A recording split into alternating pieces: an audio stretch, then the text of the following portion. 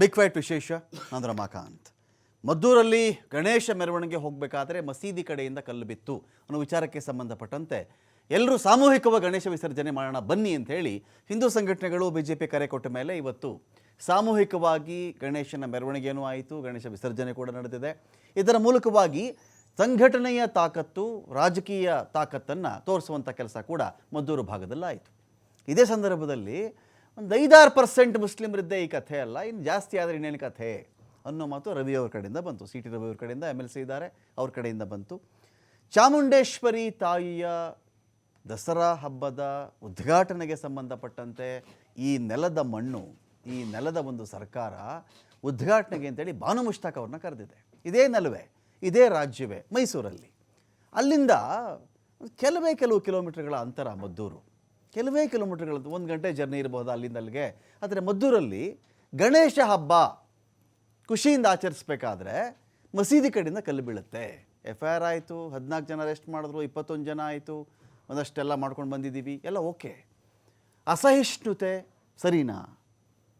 ನಾಳೆ ಈದ್ ಉನ್ನಬಿ ಅದೇನೋ ಒಂದು ಮಾಡ್ತಾರಲ್ಲ ಇವ್ರ ಹಬ್ಬ, ಈದ್ ಹಬ್ಬದಲ್ಲಿ ಹಾಗೂ ಮೆರವಣಿಗೆಗೆ ಈ ಥರ ಆದರೆ ಏನು ಗತಿ? ಧರ್ಮಗಳ ನಡುವೆ ಇಷ್ಟೊಂದು ಅಸಹನೀಯ ವಾತಾವರಣ ಬೆಳೆದರೆ ಜನ ಬದುಕೋದು ಹೇಗೆ?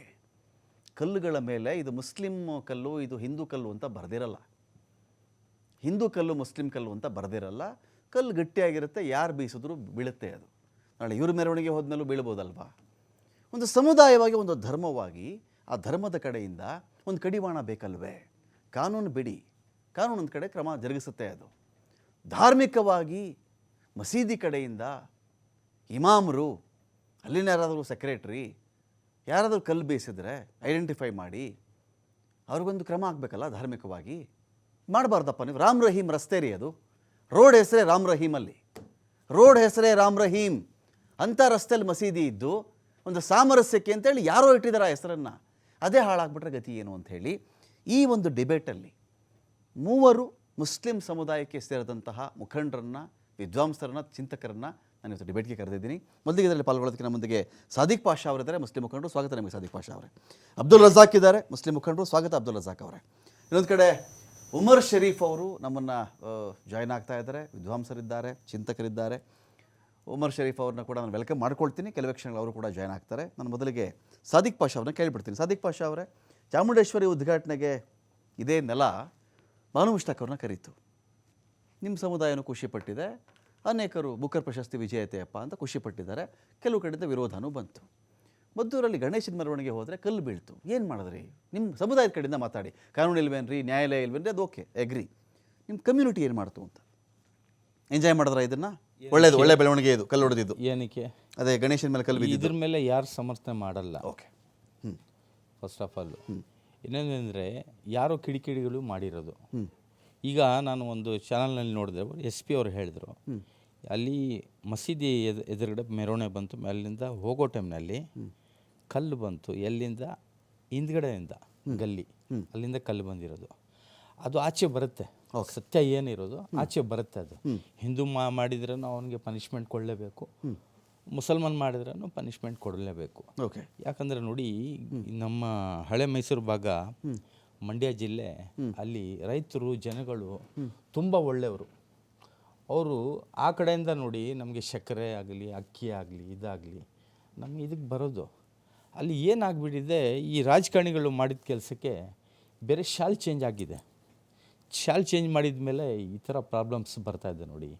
ಇದು ಇನ್ನೊಂದು ಏನಂದರೆ, ಇಷ್ಟು ನಮ್ಮ ದೊಡ್ಡ ಇದು ಕರ್ನಾಟಕ, ಯಾವತ್ತೂ 3 ವರ್ಷದಿಂದ ಇಂಥ ಘಟನೆಗಳು ನಡೀತಾ ಇಲ್ಲ. ಈ 3 ವರ್ಷದಿಂದ ಯಾಕೆ? ಒಂದು ಇನ್ನೊಂದು, ಬಾನು ಮುಷ್ತಾಕ್ದಿದ್ದೆ ಬೇರೆ, ಅದು ಗೌರ್ಮೆಂಟ್ ಇದ್ದೆ, ಬಾನು ಮುಷ್ತಾಕಿದ್ದೆ ಅವ್ರದ್ದು ಪರ್ಸ್ನಲ್. ಅದು ನಮಗೆ ಯಾರಿಗೆ ಮುಸಲ್ಮಾನಿಗೆ ಅವ್ರು ಬಾನು ಮುಷ್ತಾಕ್ ಹೋಗ್ಬಿಟ್ಟು ಪೂಜೆ ಮಾಡಿಬಿಟ್ರೆ ಏನೋ ಫೈದೆ ಆಗಲ್ಲ. ಅದು ಒಂದು ಇಲ್ಲ, ಮಾಡಿದ್ರೇನು ಫೈದೆ ಆಗಲ್ಲ, ಮಾಡಲಿಲ್ಲ ಅಂದ್ರೆ ಫೈದೆ ಆಗಲ್ಲ. ಬೇಡವಾ ನಿಮಗೆ? ಅಲ್ಲ, ಅದು ಹೇಳ್ತಾ ಇಲ್ಲ. ಅವ್ರದ್ದು ಇದು ಪರ್ಸ್ನಲ್ ಪರ್ಸ್ನಲ್ ಮಾಡ್ಕೊಳ್ಳಿ, ನಮಗೆ ಬೇಡ, ನಮಗೆ ಬೇಡ, ನಮಗೆ ಇದಿಲ್ಲ, ಮಾಡಲಿ ಬಿಡಿ. ಅದು ನೋಡಿ, ಆ ಇಶ್ಯೂ ಎತ್ಕೊಂಡು ಅದು ಮಾಡೋಕ್ಕೆ ಇಷ್ಟು ದೊಡ್ಡ ರಾಜಕಾರಣಿಗಳು ಸೇರಿಕೊಂಡು ಕರ್ನಾಟಕ ಶಾಂತಿಯಾಗಿತ್ತು ತುಂಬ ಶಾಂತಿಯಾಗಿತ್ತು. ಶಾಂತಿ ಎಲ್ಲ ಭಂಗ ಮಾಡಿದ್ದಾರೆ. ಯಾರು? ಯಾರು ಮಾಡ್ತಾ ಇರೋದು? ಯಾರೋ ಕಿಡಿಕೇಡಿ ರಾಜಕೀಯದವ್ರು ಆಮೇಲೆ ಬಂದಿದ್ದು, ಕಲ್ಲು ಬೀಳಕ್ ಮುಂಚೆ ಬಂದು ನಿಂತಿರ್ಲಿಲ್ಲ ಅವರು. ಮುಂಚೆ ಏನ್ ಮಾಡ್ತಾ ಇದ್ರು ಅವರು? ಅದು ನೋಡಿದ್ರಲ್ಲ ನೀವು, ಮುಂಚೆ ಏನ್ ಮಾಡ್ತಾ ಇದ್ರು. ಇನ್ನೊಂದು ನೋಡಿ, ಈ ರಾಯಚೂರಿನಲ್ಲಿ ಏನಾಯ್ತು, ರಾಯಚೂರಿನಲ್ಲಿ ಮನೆ ಏನಾಯ್ತಲ್ಲ, ನಿಮ್ಮ ಚಾನಲ್ ತೋರಿಸ್ರ ನೀವು? ನಾನು ನೋಡಲಿಲ್ಲ ಅದು. ಅಲ್ಲಿ ಏನು ನೋಡಿ, ಎರಡು ಗುಂಪು ಅವರೇ ಎರಡು ಪಾರ್ಟಿ ಹಾಕ್ಬಿಟ್ಟು ಗಣೇಶ ಇಕ್ಕಿದ್ದು, ಆಮೇಲೆ ಒಂದು ಅದರಲ್ಲಿ ಗ್ರೂಪ್ ಬೇರೆ ಆಗಿ ಮೇಲ್ಗಡೆಯಿಂದ ಕಲ್ಲು ಹಾಕಿದ್ರು. ಅದು ಮುಸಲ್ಮಾನ್ ಮೇಲೆ ಬಂದ್ಬಿಡ್ತು. ಇಲ್ಲಿ ಕರ್ನಾಟಕದಲ್ಲಿ ಏನಾಗಲಿಲ್ಲ. ಇಲ್ಲಿ ಗೊತ್ತಿದೆ ಜನಗಳಿಗೆ ಏನು ಸತ್ಯ, ಏನು ಈ ರಾಜಕಾರಣಿಗಳು ಮಾಡ್ತಾರಂತ ಎಲ್ಲ ಜನಗಳಿಗೆ ಗೊತ್ತಿದೆ. ಹಿಂದೂಗಳಿಗೂ ಗೊತ್ತಿದೆ, ಒಳ್ಳೆ ಹಿಂದೂಗಳಿಗೆ, ಮುಸಲ್ಮಾನಿಗೆ ಗೊತ್ತಿದೆ. ಆದರೆ ಅದು ನ್ಯೂಸು ಇಷ್ಟು ವೈರಲ್ ಆಯಿತು, ಯು ಪಿ ಕಡೆ ಟೆನ್ಷನ್ ಆಗಿದೆ ಅದರಿಂದ. ಆಲ್ಟ್ ನ್ಯೂಸು ಬೇರೆ ಯಾವುದೋ ಒಂದು ಪೇಪರ್ನವರು ಅವರು ಸತ್ಯ ತಂದರು. ತಂದಿದ ಮೇಲೆ ಸಮಾಧಾನ ಆಯಿತು. ಅದಕ್ಕೆ ಯಾಕೆ ತೋರಿಸಲ್ಲ, ಅದಕ್ಕೆ ಅದ್ರ ಮೇಲೆ ಯಾಕೆ ಇದು ಮಾಡಲ್ಲ? ಆ ಹಿಂದೂಗಳು ಈಗ ಮುಸ್ಲಿಂ ಅಂತ ಹೇಳ್ತಾ ಇದ್ದಾರೆ, ಸತ್ಯ ಬರುತ್ತೆ ಆಚೆ, ಪೊಲೀಸ್ನವರು ತರ್ತಾರೆ, ಏನಿರೋದು ಕಾನೂನು ಇದೆ, ಸಂವಿಧಾನ ಇದೆ, ತರುತ್ತೆ. ಅವ್ರಿಗೆ ಪನಿಷ್ಮೆಂಟ್ ಕೊಡಲೇಬೇಕು ಯಾರನ್ನ ಇರಲಿ. ಆದರೆ ಅವರು ನೋಡಿ, ರಾಯಚೂರಿನಲ್ಲಿ ಗಣೇಶನ ಮೇಲೆ ಒಬ್ಬ ಹಿಂದೂ ಇದ್ದು ಕಲ್ಲು ಹಾಕಿದ್ರಲ್ಲ, ಅದು ಜಾಯಜ? ಅದು ಜಾಯಜ? ಯಾರೋ ಒಂದು ಕಿಡಿಕೇಡಿ ಹಾಕ್ದ, ಅವನು ಮುಸಲ್ಮಾನ್ ಇದ್ದಾನೆ ಯಾರಿದ್ದಾನೆ ಗೊತ್ತಿಲ್ಲ, ಮಾಡಿದ್ದಾನೆ, ಅವ್ನು ಕೊಡ್ತಾರೆ ಪನಿಷ್ಮೆಂಟು. ಇದು ಮಾಡ್ದಲ್ಲ ಯಾಕೆ? ಕೋಮ್ ಗಲಭೆ ಮಾಡ್ಸಕ್ಕ? ಇವರು ಹಿಂದ್ಗಡೆ ಯಾರಿದ್ದಾರೆ? ಒಂದು ದೊಡ್ಡ ಪಿತೂರಿ ನಡೀತಾ ಇದೆ. ನಾನು ಹೇಳೋದು ನೋಡಿ, ಒಂದು ಪಾರ್ಟಿಯ ನಂದು ಇದು ರಾಜಕೀಯ ಬಗ್ಗೆ ನಾನು ಮಾತಾಡಲ್ಲ. ರಜಾಕ್ ಅವರೇ, ಕಿವಿ ಕೆಳಗಡೆ ಕೊಡಬೇಕಲ್ವೇನ್ರಿ ಎರಡು ಜೋರಾಗಿ? ಕಿವಿ ಕೆಳಗಡೆ ಎರಡು ಬಾರಿಸ್ಬೇಕಲ್ವೇನ್ರಿ? ನಮ್ಮ ಕಡೆಯವರು ಮಾಡಿದ್ರು ಪನಿಷ್ಮೆಂಟ್ ಕೊಡ್ಸೋಣ. ನಿಮ್ಮಲ್ಲಿ ಏನು ಹೇಳ್ತೀರಿ ಯಾವಾಗಲೂ? ನಮ್ಮ ಶರಿಯಾ ಲಾ ಹಂಗಿದೆ, ಶರಿಯಾ ಲಾ ಹಿಂಗಿದೆ ಅಂತೆಲ್ಲ ಹೇಳ್ತಿರಲ್ಲ. ನಾನು ಓದ್ಬಿಡ್ತೀನಿ, ಕೇಳಿಸ್ಕೊಳ್ಳಿ. ಯಾರ ಚರ್ಚ್ ಮಂದಿರಗಳನ್ನು ಎಂದಿಗೂ ನಿವಾಸವಾಗಿ ಬಳಸಬಾರದು, ಚರ್ಚ್ ಮಂದಿರಗಳಿಗೆ ಘಾಸಿ ಮಾಡಬಾರದು, ನಾಶಗೊಳಿಸಬಾರದು, ವಿಶ್ವಾಸದ ವಿಷಯದಲ್ಲಿ ಯಾರನ್ನು ವಿನಾಕಾರಣ ಅಡ್ಡಿಪಡಿಸಲೇಬಾರದು, ಯಾವುದೇ ಧರ್ಮದವರನ್ನು ಮತಾಂತರಕ್ಕೆ ಎಂದಿಗೂ ಬಲತ್ಕರಿಸಬಾರದು, ಮತ್ತೊಬ್ಬರಿಗೆ ಗೌರವ ಕೊಡುವುದು ಗೌರವಕ್ಕೆ ಧಕ್ಕೆ ತರಬಾರದು. ಅದು ನನ್ನ ಧರ್ಮ, ಪವಿತ್ರ ಕುರಾನ್ ಹೇಳುತ್ತೆ. ಗಣೇಶಿಂದ ಬಂದಾಗ ನಾನು ಹೇಳೋದು ಬಿಡಿ, ಕಾನೂನು, ಮಲ್ಲಿಕಾರ್ಜುನ ಬಾಲದಂಡಿ, SP, ರಾಜಕೀಯ, ಮೆರವಣಿಗೆ ಒಂದು ಕೈ ಇಟ್ಬಿಡ್ತೀನಿ ನಾನು. ಈ ಥರ ತಿದ್ದಿ ಬುದ್ಧಿ ಹೇಳುವಂಥ ಹಕ್ಕು ಎಲ್ಲ ಧರ್ಮದ ಮುಖಂಡರುಗಳಿಗೆ ಇದೆ ರೀ. ಕಿವಿ ಕೆಳಗಡೆ ಯಾಕೆ ಕೊಡಲ್ಲ ಎರಡು ನೀವು ಪಟಾರ್ ಅಂತ? ರಮಕಾಂತ್, ರಾಜ್ಯಾದ್ಯಂತ ಒಂದು ಲಕ್ಷಾಂತರ ಗಣೇಶ ವಿಸರ್ಜನೆಗಳಾಗಿವೆ. ಒಂದು ಅಹಿತರ ಘಟನೆ, ಯಾವುದೇ ತರಹದ ಘಟನೆ ನಡೆದಿಲ್ಲ. ಮಿಲಾದು ನಡೀತು, ಈ ಕಡೆ ಗಣೇಶನೂ ನಡೀತು. ಒಂದೇ ಸಮಯದಲ್ಲಿ ಈ ಬೀದಿ ಈ ಸಂದಿಯಿಂದ ಮೀಲಾದ್ ಮೆರವಣಿಗೆ ಹೋಯ್ತಾ ಇತ್ತು, ಈ ಕಡೆಯಿಂದ ಗಣೇಶನ ಮೆರವಣಿಗೆ ನಡೀತು. ಪೊಲೀಸ್ನವರು ತುಂಬಾ ಒಳ್ಳೆ ಕೆಲಸ ಮಾಡಿದ್ರು, ನಮ್ಮ ರಾಜ್ಯದ ಜನತೆ ಸ್ಪಂದಿಸ್ತು, ಒಂದು ಪ್ರಾಬ್ಲಮ್ ಆಗಿಲ್ಲ. ಅಲ್ಲಿನ MLA ಉದಯ್ ಅವರು ಅಲ್ಲೇ ಇರ್ತಾರೆ, ಪ್ರತಿಯೊಂದು ಮೆರವಣಿಗೆಯಲ್ಲಿ ಅವರು ಹೋಗ್ತಾರೆ, ಎಲ್ಲರಲ್ಲೂ ಭಾಗವಹಿಸ್ತಾರೆ. ಅವರು ಕಾಂಗ್ರೆಸ್ MLA ಅಲ್ಲಿಂದ ಬಿಟ್ಟಿದ ತಕ್ಷಣ ಆ ರಾತ್ರಿ ಈ ಒಂದು ಘಟನೆ ನಡೆಯುತ್ತೆ. ಲೈಟ್ ಆಫ್ ಮಾಡ್ಬಿಟ್ಟು ಕಲ್ಲು ಹೊಡೆದಿದ್ದು. ಅದು ಲೈಟ್ ಯಾರು ಆಫ್ ಮಾಡಿದ್ರು, ಕಲ್ಲು ಯಾರು ಹೊಸಿದ್ರು, ಅದಕ್ಕೆಲ್ಲ ಬರೋಣ. ಪೊಲೀಸ್ ಅದ್ರ ಮೇಲೆ ತನಿಖೆ ಮಾಡಿಬಿಟ್ಟು ಅವ್ರ ರಿಪೋರ್ಟ್ ಅನ್ನ ಕೊಡ್ಲಿ. ನಾನಿವತ್ತು ಪೊಲೀಸ್ಗೆ ಪ್ರಶ್ನೆ ಮಾಡ್ತೀನಿ, ಮಲ್ಲಿಕಾರ್ಜುನ್ ಬಾಲದಂಡಿ ಅವರಿಗೆ ಪ್ರಶ್ನೆ ಮಾಡ್ತೀನಿ. ಮಂಡ್ಯದ SP ಆದವರು 8:45 ಈ ಘಟನೆ ನಡೀತದೆ. ಒಂದು ಕಡೆ ಗಣೇಶನ್ ಮೆರವಣಿಗೆ ಹೋಗಿ ಅದು ವಿಸರ್ಜನೆನೂ ಮಾಡುತ್ತೆ. 10 ಗಂಟೆ ಒಳಗಡೆ ನೀವು FIR ಮಾಡ್ಬಿಡ್ತೀರಾ? 2 ಗಂಟೆಯಲ್ಲಿ ನೀವು CCTV ಫುಟೇಜ್ನ ನೋಡಿ ಅದರಲ್ಲಿ ಯಾರ್ಯಾರು ಇನ್ವಾಲ್ವ್ ಆಗಿದ್ರು ಅವ್ರನ್ನೇ ನೀವು ಅರೆಸ್ಟ್ ಮಾಡಿದ್ದೀರಾ? ಇದು ಸತ್ಯನಾ? ಇದು ಒಪ್ಕೊಳ್ಳೋ ಮಾತಾ? ಕರ್ನಾಟಕ ರಾಜ್ಯದ ಪೊಲೀಸ್ ಅಷ್ಟೊಂದು ಇಂಪ್ರೂವ್ ಆಗ್ಬಿಟ್ಟಿದ್ಯಾ? 2 ಗಂಟೆ ಕಾಲದಲ್ಲಿ ಯಾರು ಮಾಡಿದ್ರು, ಯಾರು ತೋರಿದ್ರು ಅದೆಲ್ಲ ಸೆಕೆಂಡ್ರಿ. 2 ಗಂಟೆಯಲ್ಲಿ ನನ್ನ ಹತ್ರ FIR ಕಾಪಿ ಇದೆ, ನಾನು ನಿಮಗೆ ತೋರಿಸ್ತೀನಿ. 8 to 8:10 ಅದು ನಡೆದಿರೋದು. 7:45 ಅಂತ ಹೇಳ್ತಾರೆ, 8:10 ಅದು ನಡೆದಿದೆ. ಆ ಘಟನೆ ಕಲ್ಲು ತೂರಾಟ ನಡೆದಿದೆ. ಸೊ ಅರೆಸ್ಟ್ ಪ್ರೊಸೀಜರ್ ನ ಪ್ಲಾನ್ ಆಫ್ ಆಕ್ಷನ್ ನಾವು ಅರೆಸ್ಟ್ ಮಾಡಿದ್ವಿ ಅಂತ ರಜಾಕ್ ಅವ್ರ ಮುಂದೆ ಬಂದು ಕತೆ ಹೇಳ್ಬೇಕು. ಈಗ ಅವರು SP ಬಂದು ರಜಾಕ್ ಕತೆ ಹೇಳ್ಬೇಕು. ಇವಾಗ ಅಲ್ಲ, ರಜಾಕ್ ಕೇಳೋದಲ್ಲ, 2 ಗಂಟೆಯಲ್ಲಿ ಯಾರು ಅರೆಸ್ಟ್ ಮಾಡಿದಾರ್ರಿ? ಯಾವ ತರ ಗುಮಾನಿ ಬಂದಿದ್ದಾರೆ, ಕ್ಯಾಮೆರಾ ಸಿಕ್ಕಿರಬಹುದು, ಯಾರೋ ವಿಡಿಯೋ ಮಾಡಿರಬಹುದು, ವಿಡಿಯೋ ಮಾಡಿರಬಹುದು. ಗುಮಾನಿ ಬಂತು. ಹೌದು, ಏನ್ ಬಂತು? ಗುಮಾನಿ. ಅದ್ರ ಮೇಲೆ ಅರೆಸ್ಟ್ ಮಾಡಿದ್ದಾರೆ. ವಿಡಿಯೋ ಸಿಕ್ಕಿರಬಹುದು, ಏನಕ್ಕೆ ಮೆರವಣಿಗೆ ವಿಡಿಯೋ ಸಿಕ್ಕಿರಬಹುದು, ಮೆರವಣಿಗೆ ಸಿಕ್ಕಿರಬಹುದಲ್ಲ ವಿಡಿಯೋದು. ಮಸೀದಿ ಎಷ್ಟು ದೂರ ಇದೆ, ಗಣೇಶನ್ ಮೆರವಣಿಗೆ ಎಲ್ಲಿ ಹೋಗ್ತಾ ಇದೆ, ಎಷ್ಟು ದೂರ ಇದೆ, ಅಷ್ಟು ದೂರ ಕಲ್ಲು ಹೆಸರನ್ನು ಮಕ್ಕಳಿಗೆ ಹಾಕೊಂಡು ಒಲಿಂಪಿಕ್ಸ್ ಕಳ್ಸೋಣ.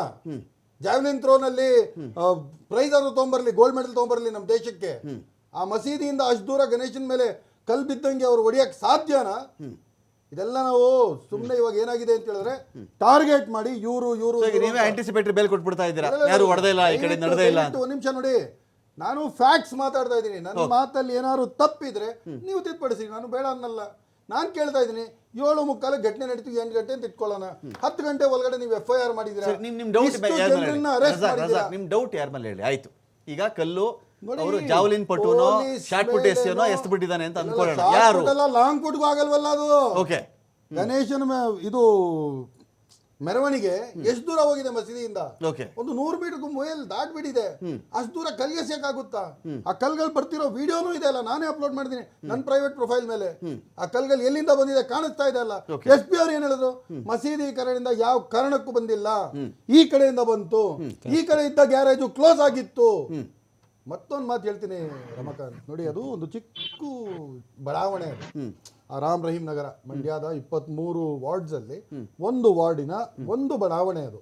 ಅಲ್ಲಿ ನೀವು ಜಾಸ್ತಿ ಅಂತ ಲೆಕ್ಕ ಹಾಕಿದ್ರು 1180 ಜನನೇ ಇರೋದಲ್ಲಿ.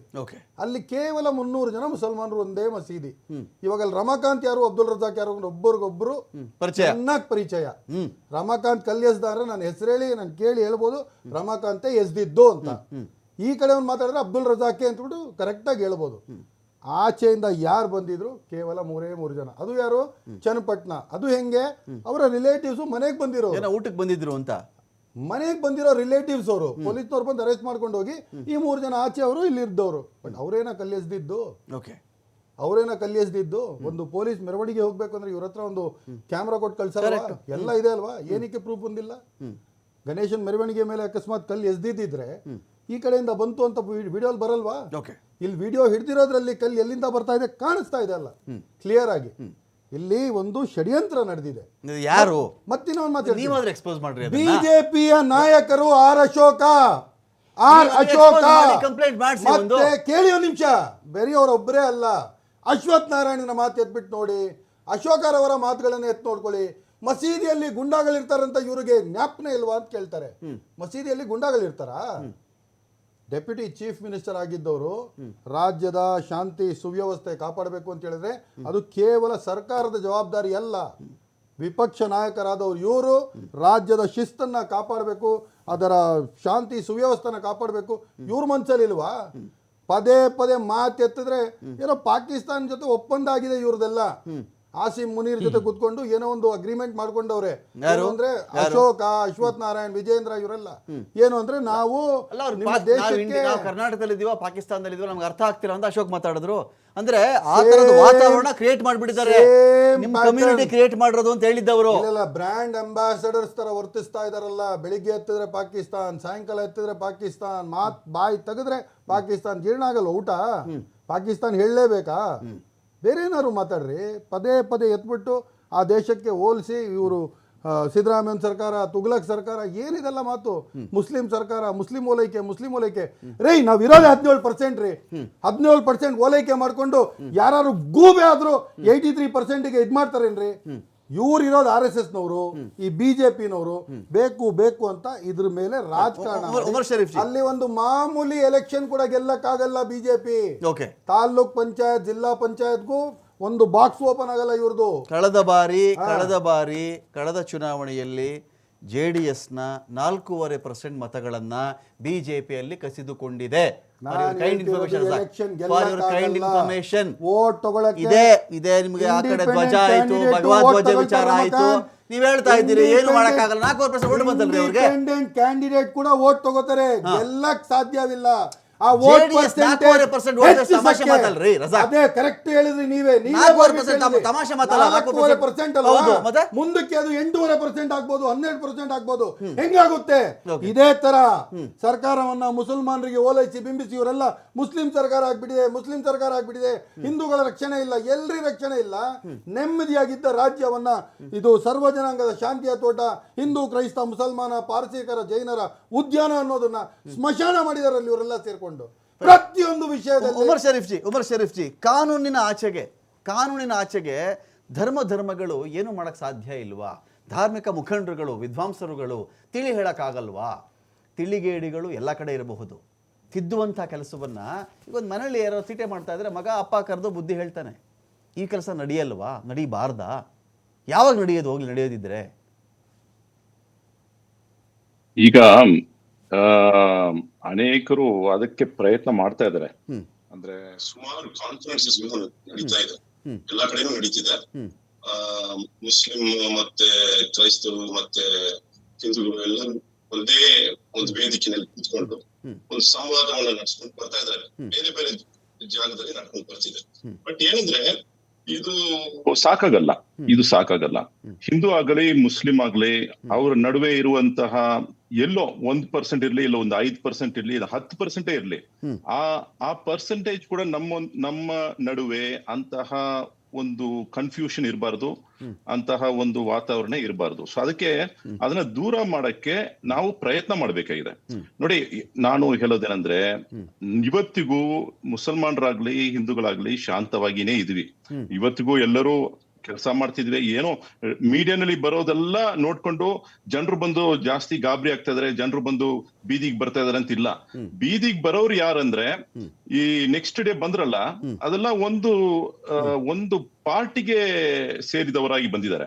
ಅಂದ್ರೆ ಬಿಜೆಪಿ ಅವರು ಬಂದಿದ್ದಾರೆ, ಮತ್ತೆ ಬಿಜೆಪಿಗೆ ಯಾರು ಸಾಥ್ ಕೊಡ್ತಾರೋ ಅವರೆಲ್ಲ ಬಂದಿದ್ದಾರೆ. ಸೊ ಅದ್ ಬರೋ ಕಾರಣ ಏನು? ಇವಾಗ ಒಂದು ಪ್ರಾಬ್ಲಮ್ ಆಗಿದೆ, ಎಲ್ಲೋ ಒಂದ್ ಕಡೆ ಒಂದು ಗಲಭೆ ಆಗಿದೆ ಅಂದ್ರೆ ಆ ಗಲಭೆಯನ್ನ ಇನ್ನೂ ಹೆಚ್ಚರಿಸಬೇಕಾ, ಇಲ್ಲ ಅದನ್ನ ಕಡಿಮೆ ಮಾಡಬೇಕಾ? ಅದನ್ನ ಕಡಿಮೆ ಮಾಡಕ್ಕೆ ಏನ್ ಮಾಡ್ಬೇಕಾಗಿದೆ? ನಾವು ಬಂದು ಸಂವಾದ ನಡೆಸ್ಕೊಳ್ಬೇಕಾಗಿರತ್ತೆ. ಇವಾಗ ಅವ್ರು ಏನ್ ಮಾಡಿದ್ದಾರೆ, ಸಂವಾದದ ಕೂಟಕ್ಕೆ ಅವ್ರು ಬಂದೇ ಇಲ್ಲ, ಅದನ್ನ ಬಾಯ್ಕಾಟ್ ಮಾಡಿದ್ದಾರೆ. ಮುಸಲ್ಮಾನರು ಬಂದಿದ್ದಾರೆ, ಅಲ್ಲಿ ಮುಸಲ್ಮಾನರ ಲೀಡರ್ಸ್ ಗಳ ಬಂದಿದ್ದಾರೆ, ಆದ್ರೆ ಹಿಂದೂ ಲೀಡರ್ಸ್ ಅದನ್ನ ಬಾಯ್ಕಾಟ್ ಮಾಡಿದ್ದಾರೆ. ಸೊ ಇದರಿಂದ ಏನು ಅವರು ಏನ್ ಲಾಭ ಪಡ್ಕೊಳ್ಬೇಕಂತಿದ್ದಾರೆ? ನೋಡಿ, ನಾವು ಅರ್ಥ ಮಾಡ್ಕೊಳ್ಬೇಕೇನಂದ್ರೆ, ನಮ್ಮಲ್ಲಿ 1% ಆಗ್ಲಿ, 5% ಆಗ್ಲಿ ತಪ್ಪು ಮಾಡೋರು ಇದ್ದಾರೆ. ಆದ್ರೆ ಇಡೀ 95% ಇಲ್ಲ 99% ಅದೇ ಮನಸ್ಥಿತಿನಲ್ಲಿ ಇದ್ವ್ಯಾ? ಇಲ್ಲ. ಸೊ ಹಾಗಾಗಿ ನಾವ್ ಏನ್ ಮಾಡ್ಬೇಕು, ನಮ್ಮಲ್ಲಿ ಇರುವ ತನಕ ಬ್ಲಾಕ್ ಶೀಪ್ ಅನ್ನ ದೂರ ಮಾಡ್ಬೇಕು, ಅವ್ರನ್ನ ಹಿಡಿಬೇಕು, ಅವ್ರಿಗೆ ಶಿಕ್ಷೆ ಕೊಡ್ಬೇಕು. Okay, fine. ಆದ್ರೆ ನಮ್ಮಲ್ಲಿ ಏನು ತಪ್ಪೇ ನಡೆಯಲ್ಲ ಅಂತ ಹೇಳಿದ್ರೆ ಅದು ತಪ್ಪಾಗತ್ತೆ. ಅಲ್ಲ, ಇದು ಎಲ್ಲ ಮಲ್ಲಿಕಾರ್ಜುನ್ ಬಾಲದಂಡಿ ಅವರೇ ಮಾಡ್ಬೇಕಾ ಉಮರ್ ಶರೀಫ್ ಜಿ? ಎಲ್ಲಾ ಕೆಲಸ ಮಲ್ಲಿಕಾರ್ಜುನ ಬಾಲದಂಡಿ ಇಲ್ಲ ಬೋರ್ಲಿಂಗಯ್ಯ ಇವರೇ ಮಾಡ್ಬೇಕು ಈ ಎಲ್ಲಾ ಕೆಲಸಗಳನ್ನು. ಬೆಳಗ್ಗೆ ಎದ್ದು ಇದನ್ನೇ ಮಾಡ್ಕೊಂಡು ಕೂತಿರ್ಬೇಕು ಅವರು? ಇಲ್ಲ, ಉಮರ್ ಶರೀಫ್ ಮಾಡ್ಬೇಕಾಗಿದೆ. ಉಮರ್ ಶರೀಫ್ಗೆ ಕರ್ತವ್ಯ ಇದೆ, ಅಬ್ದುಲ್ ರಜಾಕ್ ಅವರಿಗೆ ಕರ್ತವ್ಯ ಇದೆ, ಮತ್ತೆ ನಮ್ಮ ಸಾದಿಕ್ ಬಾಷಾಗೆ ಅವ್ರಿಗೂ ಕರ್ತವ್ಯ ಇದೆ, ನಿಮ್ಗೆ ಇದೆ. ನಾವೆಲ್ಲರೂ ಸೇರ್ಕೊಂಡೆ ಈ ಸಮಾಜವನ್ನು ಕಟ್ಟಕ್ಕಾಗತ್ತಲ್ವಾ? ಬರೀ ಪೊಲೀಸ್ ಏನಾಗ್ಬಿಡುತ್ತೆ, ಯಾವಾಗ್ಲೂ ಈಗ ಅನೇಕರ ಮನೆಗಳಲ್ಲಿ ನೋಡಿದ್ದೀವಿ, ಇಬ್ರು ಪುಟಾಣಿ ಮಕ್ಕಳು ಕಿತ್ತಾಡ್ಕೊಂಡ್ಬಿಡ್ತಾರೆ, ಅಥವಾ ಸ್ಕೂಲ್ಗೆ ಹೋಗೋ ಮಕ್ಕಳು ಕಿತ್ತಾಡ್ಕೊಂಡ್ಬಿಡ್ತಾರೆ. ಮೊದಲೆಲ್ಲ ಹೆಂಗೆ ಅಂದರೆ, ಸಪೋಸ್ ಆ ಮಗು ಒಂದು ಕಿತ್ತಾಡಿದ್ದಾನೆ, ಒಂದು ಪ್ರೈಮರಿ ಸ್ಕೂಲ್ ಹುಡುಗ ಕಿತ್ತಾಡಿದ್ದಾನೆ ಅಂದರೆ ಅವ್ರ ಅಪ್ಪ ಅಮ್ಮ ಬಂದ್ಬಿಟ್ಟು ಇನ್ನೊಂದು ಮಗು ಹೊಡಿತಿರ್ಲಿಲ್ಲ. ಅವ್ನು ತಪ್ಪಿಲ್ಲ ಅಂದ್ರೆ ಫಸ್ಟ್ ಅವ್ರ ಮಗನ ಹೊಡಿತಾ ಇದ್ರು ಅವರು. ನಾವು ನೋಡಿದೀವಿ ಇದನ್ನ. ತಪ್ಪಿಲ್ಲ ಅಂದ್ರೆ ಫಸ್ಟ್ ಅವ್ರ ಮಗನ ಹೊಡಿತಿದ್ರು, ನೀನ್ ಯಾಕೆ ಹೋಗಿದ್ಯಾ ಗಲಾಟೆಗೆ ಅಂತ.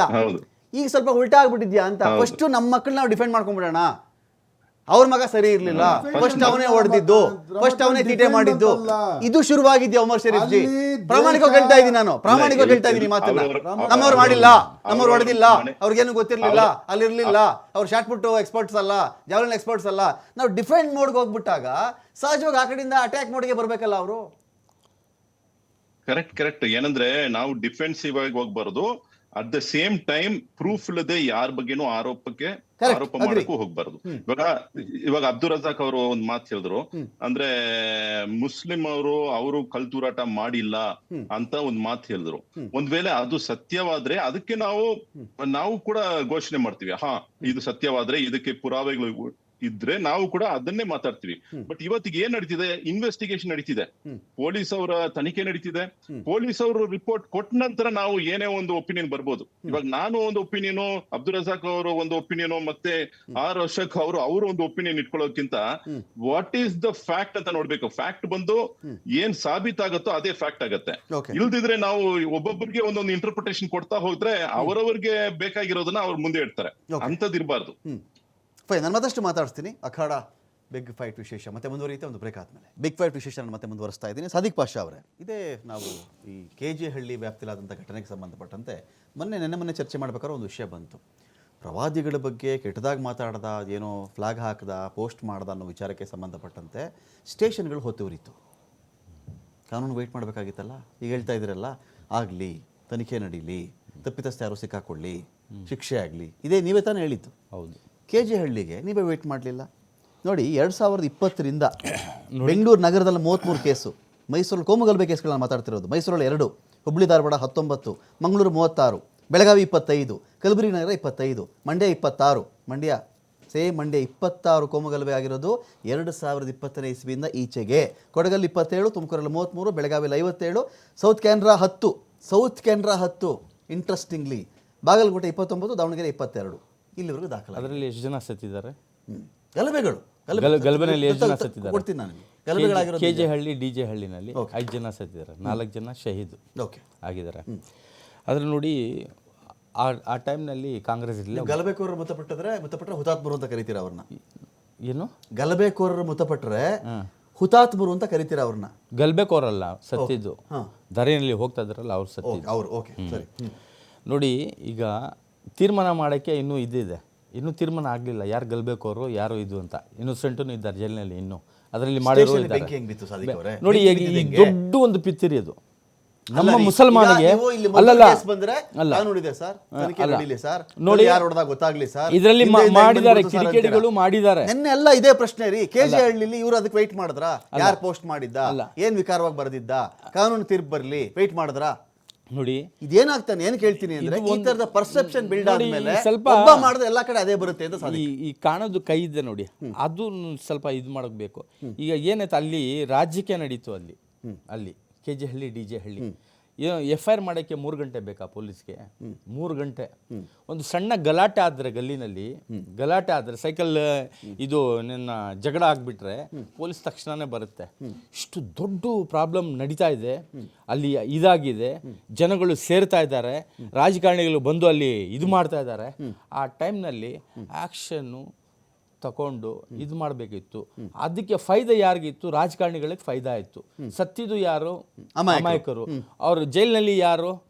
ಇನ್ನೋಸೆಂಟ್ ಇದ್ದಾರೆ ಜೈಲಿನಲ್ಲಿ. ಅಂದರೆ ಯಾರು ಗಲಾಟೆ ಮಾಡೋನ ಕೈಗೆ ಸಿಕ್ಕಲ್ಲ, ಅವನ ಮೈಂಡ್ನಲ್ಲಿ ಇರುತ್ತೆ ಹೆಂಗ್ ತಪ್ಪಿಸ್ಕೋಬೇಕು ಅಲ್ಲ, ಹೆಂಗ್ ತಪ್ಪಿಸ್ಕೋಬೇಕು, ಹೆಂಗೆ ಮಾಡಬೇಕು ಅನ್ನೋ. ಯಾರನ್ನ ಮುಸಲ್ಮಾನ ಇರಲಿ ಹಿಂದೂ ಇರಲಿ, ಅವರು ಮಾಡೋವನು ಮಾಡಿಬಿಡ್ತಾನೆ, ಹೋಗ್ಬಿಡ್ತಾನೆ. ಸಿಕ್ಕೋದು ಎಲ್ಲ ಇನ್ನೋಸೆಂಟ್ ಪೀಪಲ್ಸ್. ಯಾಕಂದರೆ ನೋಡಿ, ನಾನು ನನ್ನ ಕಣ್ಣಿಂದ ನೋಡಿದ್ದೀನಿ. ಒಬ್ಬ ಇಂಜಿನಿಯರು, ಅವನು ಕೆಲಸದಲ್ಲಿ ಇದ್ದ, ಅವನು ಇಂಜಿನಿಯರು. ಒಬ್ಬ ಅಫ್ಜಲ್ ಅಂತ ಇದ್ದಾನೆ, ಅವನು ಪಾಪ ಒಳ್ಳೆ ಸೋಷಲ್ ವರ್ಕರ್. ಅವನು ಪೊಲೀಸ್ ಜೊತೆಯಲ್ಲಿ ಕೆಲಸ ಮಾಡೋನು. ಅವನ ದಾರಿಯಿಂದ ಅವನು ಹೋಗಿರೋದು ಗೊತ್ತಿದೆ ಪೊಲೀಸ್ಗೆ, ಎಲ್ಲ ಗೊತ್ತಿದೆ. ಅವನಿಗೆ ಬೇರೆ ಕಡೆದು ಪೊಲೀಸ್ ಬಂದು ಎತ್ತಾಕೊಂಡು ಹೋಗ್ಬಿಟ್ಟು UP ಹಾಕಿದ್ದಾರೆ, ಇನ್ನೂ ಬೆಲ್ ಸಿಕ್ಕಿಲ್ಲ. ಅದಕ್ಕೆ ಎಲ್ಲ ವಿಟ್ನೆಸ್ಗಳು ಇದ್ದಾರೆ, ಅವನು ಇರಲಿಲ್ಲ ಆ ಜಾಗದಲ್ಲಿ ಅಂತ. ಇಂಥವ್ರೆಲ್ಲ ಇದು ನೋಡಿ ಸರ್, ನಾನು ಒಂದು ಮಾತು ಹೇಳ್ತೀನಿ. ಮಸೀದಿನಿಂದ ಕಲ್ಲು ಬರುತ್ತೆ ಅಂತ ಹೇಳ್ತಾರಲ್ಲ, ಮಸೀದಿಗೆ ಒಂದು ಟಾರ್ಗೆಟ್ ಮಾಡೋದು ಯಾವತ್ತೂ ಮಾಡೋವನು. ಯಾರು ಮಸೀದಿನಿಂದ ದೇವಸ್ಥಾನದಿಂದ ಕಲ್ಲು ನೋಡಿ ಒಳ್ಳೆಯವನು ಯಾರು ಇದು ಮಾಡಲ್ಲ. ಈಗ ಮಸೀದಿ ಬೇಕಾ ಮುಸಲ್ಮಾನ ಏನಾದ್ರು ಜಗಳ ಮಾಡೋಕ್ಕೆ, ಕಲ್ಲು ಮಾಡೋಕ್ಕೆ, ಅಟ್ಯಾಕ್ ಮಾಡೋಕ್ಕೆ?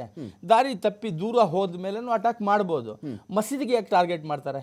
ನೋಡಿ ಸರ್, ಇದು ಒಂದು ದೊಡ್ಡ ಷಡ್ಯಂತ್ರ ನಡೆದಿದೆ ಕರ್ನಾಟಕದಲ್ಲಿ. ಈಗ ಏನಾಗಿದೆ, ನಾನು ಈ CT ರವಿದು ಇದು ನೋಡಿದೆ ನಾನು ಆವಾಗಲೇ. ಇದು ಈಗ ಒಂದು ನೋಡಿ, ಇದಕ್ಕೆ ಮಂಡ್ಯಕ್ಕೆ ಮಿನಿ ಪಾಕಿಸ್ತಾನ ಅಂತ ಹೇಳ್ತಾ ಇದ್ದಾರೆ. ಅದು ನಮಗೆ ತುಂಬ ದುಃಖ ಆಗ್ತಾ ಇದೆ. ನಮ್ಮ ಭಾರತಕ್ಕೆ ಅಲ್ಲಿ ರೈತರು ಇರೋದು, ಒಳ್ಳೆ ಹಿಂದೂಗಳು ಇದ್ದಾರೆ ಅಲ್ಲಿ, ಒಳ್ಳೆ ಮುಸಲ್ಮಾನರು ಇದ್ದಾರೆ ಅಂತ. ಇದಕ್ಕೆ ಎಲ್ಲ ಈ ಕೋಮುವಾದಿ ಲೀಡರ್ಗಳು ಇದ್ದಾರೆ, ಕೆಲವು ಲೀಡರ್ಸ್ ಇದ್ದಾರೆ, BJPನಲ್ಲಿ ಇದ್ದಾರೆ. ಅವ್ರು ಹೇಳ್ತಾ ಇದ್ದಾರೆ ಮಿನಿ ಪಾಕಿಸ್ತಾನ ಅಂತ. ಇವರೆಲ್ಲ ಕ್ಷಮೆ ಕೇಳಬೇಕು ಆ ರೈತರಿಂದ. ಅಷ್ಟು ದೊಡ್ಡ ಇದು ಪಾಕಿಸ್ತಾನ ಅಂದರೆ ನಮಗೆ ಅಸಹ್ಯ, ಬೈದಂಗೆ. ಒಂದು ದೊಡ್ಡ ಒಂದು ಗಾಲಿ ಅಂತಾರಲ್ಲ, ಅದು ನಮ್ಗೆ ಇತ್ತು. ಪಾಕಿಸ್ತಾನಿ ಅಂದ್ರೆ ನಮ್ಮನ್ನು ಬೈದಂಗೆ. ಯಾಕಂದ್ರೆ ಪಾಕಿಸ್ತಾನವರು ನಮ್ಮನ್ನು ಮೋಸ ಮಾಡಿದ್ದಾರೆ. ನಮಗೆ ಮೋಸ ಮಾಡಿಬಿಟ್ಟು ಹೋಗಿರೋದು, ಅವರು ನಮ್ಮನ್ನು ಬಿಟ್ಬಿಟ್ಟು ಹೋಗಿರೋದು. ನಮಗೆ ನಮ್ಮ ದೇಶ, ನಮ್ಮ ಭಾರತ ನಮ್ಗೆ ಬೇಕಂತ ನಾವು ಇರೋದು. ಅವರು ಹೋಗಿ ಏನಿಗೆ ಹೋಗಿದ್ರು? ಹೋಗ್ಬಾರ್ದಿತ್ತು, ನೋಡಿ 2 ಭಾಗ ಆಗ್ಬಾರ್ದಿತ್ತು ಭಾರತ. ಅಲ್ಲ, ನೀವು ಮಾತು ಬೇರೆ ಕಡೆಯಿಂದ ರಮಾಕಾಂತ್ ಅವರು, ನೀವು ಬೇರೆ ಕಡೆ ಹೋಗ್ಬೇಡಿ. ನಾನು ಹೇಳ್ತಾ ಇರೋದು ಏನಂದ್ರೆ, ನಮ್ಗೆ ಭಾರತ ಬೇಕು, ನಮ್ ಭಾರತಕ್ಕೆ ನಮ್ ಪ್ರೀತಿ, ನಮ್ಗೆ ಇದು. ಅವ್ರು ದ್ರೋಹ ಮಾಡಿದ್ದಾರೆ. ಏನು ಇರ್ಬೇಕಿತ್ತು ಇಲ್ಲಿ, ಡಿವೈಡ್ ಆಗ್ಬಾರ್ದಿತ್ತು. ಪಾಕಿಸ್ತಾನಿ ಇಂಡಿಯಾ ಪಾಕಿಸ್ತಾನ ಒಂದು ಇದ್ದಿದ್ರೆ ಫುಲ್ ಮೆಜಾರಿಟಿ ನಮ್ದೇ ಆಗ್ತಾ ಇತ್ತು. ನಮ್ದು ಪ್ರೈಮ್ ಮಿನಿಸ್ಟರ್ ಇರ್ತಾ ಇದ್ರು. ಅದು ದುಃಖ ಇದೆ ನಮ್ಗೆ. ಈಗ ಎಷ್ಟು ನಾವು ವೋಟ್ ಹಾದ್ರೇನು ಗುಲಾಮ್ಗಳು ತರ ಇದ್ದೀವಿ ನಾವು. ಅಂದ್ರೆ ಈಗ ಮುಸ್ಲಿಂ ಪ್ರೈಮ್ ಮಿನಿಸ್ಟರ್ ಇರ್ತಾ ಇದ್ರು. ಅವಾಗ ಆಗ್ತಿದ್ರು ಅಂತ ಹೇಳಿ. ಇಲ್ಲ, ಈ ಒಂದು ಒಂದೇ ರಜಾಕ್ ಜಿ, ಇಂಡಿಯಾ ಈ ತರ ಪಾಕಿಸ್ತಾನ ಇದು? ಒಂದಿದ್ದಿದ್ರೆ ಅದಕ್ಕೆ ಇಂಡಿಯಾ ಮೇಲೆ ನಾವು ಪ್ರೀತಿನಾ? ಅಲ್ಲ ಒಂದಿದ್ದಿದ್ರೆ ನಿಮ್ ಕೋಮಿಂದ ಒಬ್ರು ಆಗ್ತಿದ್ರು ಅಂತ ನಿಮ್ಗೆ ಈ ದೇಶದಲ್ಲಿ ಪಾಕಿಸ್ತಾನ ಬಿಟ್ಟು ಹೋಗ್ಬಾರ್ದಾಯ್ತು ಅಲ್ಲ ರಜಾಕ್ ಜಿ? ಅಲ್ಲ ಬಂದ್ಬಿಡೋಣ. ನೋಡಿ ನಾನು ಪಾರ್ಟಿಷನ್ ಅದು ಅವ್ರು ತಗೊಂಡೋಗಿದ್ದು ಅವ್ರು. ಪಾರ್ಟಿಷನ್ ಸಾದಿಕ್ ಬೇಡ, ಅವ್ರು ಟಾಪಿಕ್ ಅದು ಆಗಿದ್ದು ನಾನು ಕೇಳಬೇಕಲ್ಲ, ನಾನು ಕೇಳಬೇಕಲ್ಲ. ತಪ್ಪು ಈಗ ಅವ್ರು ಅದಾಗಿದ್ದು. ಮುಸ್ಲಿಂ ನೋಡಿ, ಪ್ರೈಮ್ ಮಿನಿಸ್ಟರ್ ಬೇಕಿತ್ತು ಅಂದ್ರೆ ಅದಕ್ಕೆ ನಮಗೆ ದೇಶ ಬೇಕಾಯ್ತು ಅಂತ. ನಮಗೆ ಪಾಕಿಸ್ತಾನ ಅಂದ್ರೆ ಥೂ ಅಂತೀವಿ ನಾವು. Okay. ಪಾಕಿಸ್ತಾನ ಹೆಸರು ತಗೊಂಡು ಏನನ್ನ ಹೇಳಿದ್ರೆ ನಾವು ರಜಾಕ್, ನಾವು ಕೇಸ್ ಫೈಲ್ ಮಾಡ್ತೀವಿ, ನಾವು ಕೇಸ್ ನಾನು ಫೈಲ್ ಅನ್ನಲ್ಲ, ಮಾಡ್ತೀವಿ. ಪಾಕಿಸ್ತಾನ ಇವರು ಥೂ ಅನ್ನಲ್ಲ. ಇವರು ನಾನು ಯಾಕಂದ್ರೆ? ಅಲ್ಲ ಅಲ್ಲ ಅಲ್ಲ ನೀವು ತೂಗಿ ಹಾಕ್ತು ಅನ್ನಲ್ಲ. ಅಲ್ಲ ಅಲ್ಲ ಅನ್ಬೇಕು? Okay. ನೋಡಿ ಯಾಕೆ ಥೂ ಅನ್ಬೇಕು? ಅಲ್ಲ ನೋಡಿ. ಚೈನಾಗೆ ಹೇಳೋಣ, ಅಲ್ಲ. ಇವಾಗ ಮೊನ್ನೆವರೆಗೂ ಅಮೆರಿಕಾಗೆ ಹೇಳೋಣ, ಇವತ್ತು ಬೆಳಿಗ್ಗೆ ನೆಟ್ಟಿಗೆ ಪಾಕಿಸ್ತಾನ್ಗೆ ಇಷ್ಟ ಇರ್ಬೋದು ನಿಮ್ಗೆ, ಇವತ್ತು ನೆಟ್ಟಿಗೆ ದಾರಿಗೆ ಅಲ್ಲಿ ಏನಾರ ಮದ್ವೆ ಮಾಡಿರ್ಬೋದು ಪಾಕಿಸ್ತಾನದಲ್ಲಿ. ರಜಾಕ್, ನನ್ನ point. ಈಗ ಎಲ್ಲ ಇದಾರೆ ಅಲ್ಲಿ. ಮದ್ದೂರ್ ಅನ್ನೋ ವಿಷಯಕ್ಕೆ ಯಾಕೆ ಅನ್ಬೇಕು ಬಂದಾಗ ನಾನು? ಮದ್ದೂರ್ ಅನ್ನೋ ವಿಷಯಕ್ಕೆ ಬಂದಾಗ ಹೌದು, ಸಾಮರಸ್ಯದಿಂದ ಇದ್ದಂಥ ಜಿಲ್ಲೆನೇ ಮಂಡ್ಯ. ನಾವು ಮಂಡ್ಯ ಬಗ್ಗೆ ಇಷ್ಟೊಂದು ಕೇಳಿರ್ಲಿಲ್ಲ. ರೈತ ಹೋರಾಟಗಳು ನಡೀತಾ ಇತ್ತು, ರೈತ ಹೋರಾಟ ಬಿಡಿ, ಎಲ್ಲರೂ ಚಳವಳಿ, ಸೇರಿ ಹಸಿರು ಒಗ್ಗಟ್ಟಲ್ಲಿ ಚಳವಳಿಗಳು, ಬಾಳ್ತಿದ್ರು, ಜಾತ್ಯತೀತ ಪ್ರದೇಶ ನಡೀತಾ ಇತ್ತು. ಹೌದು.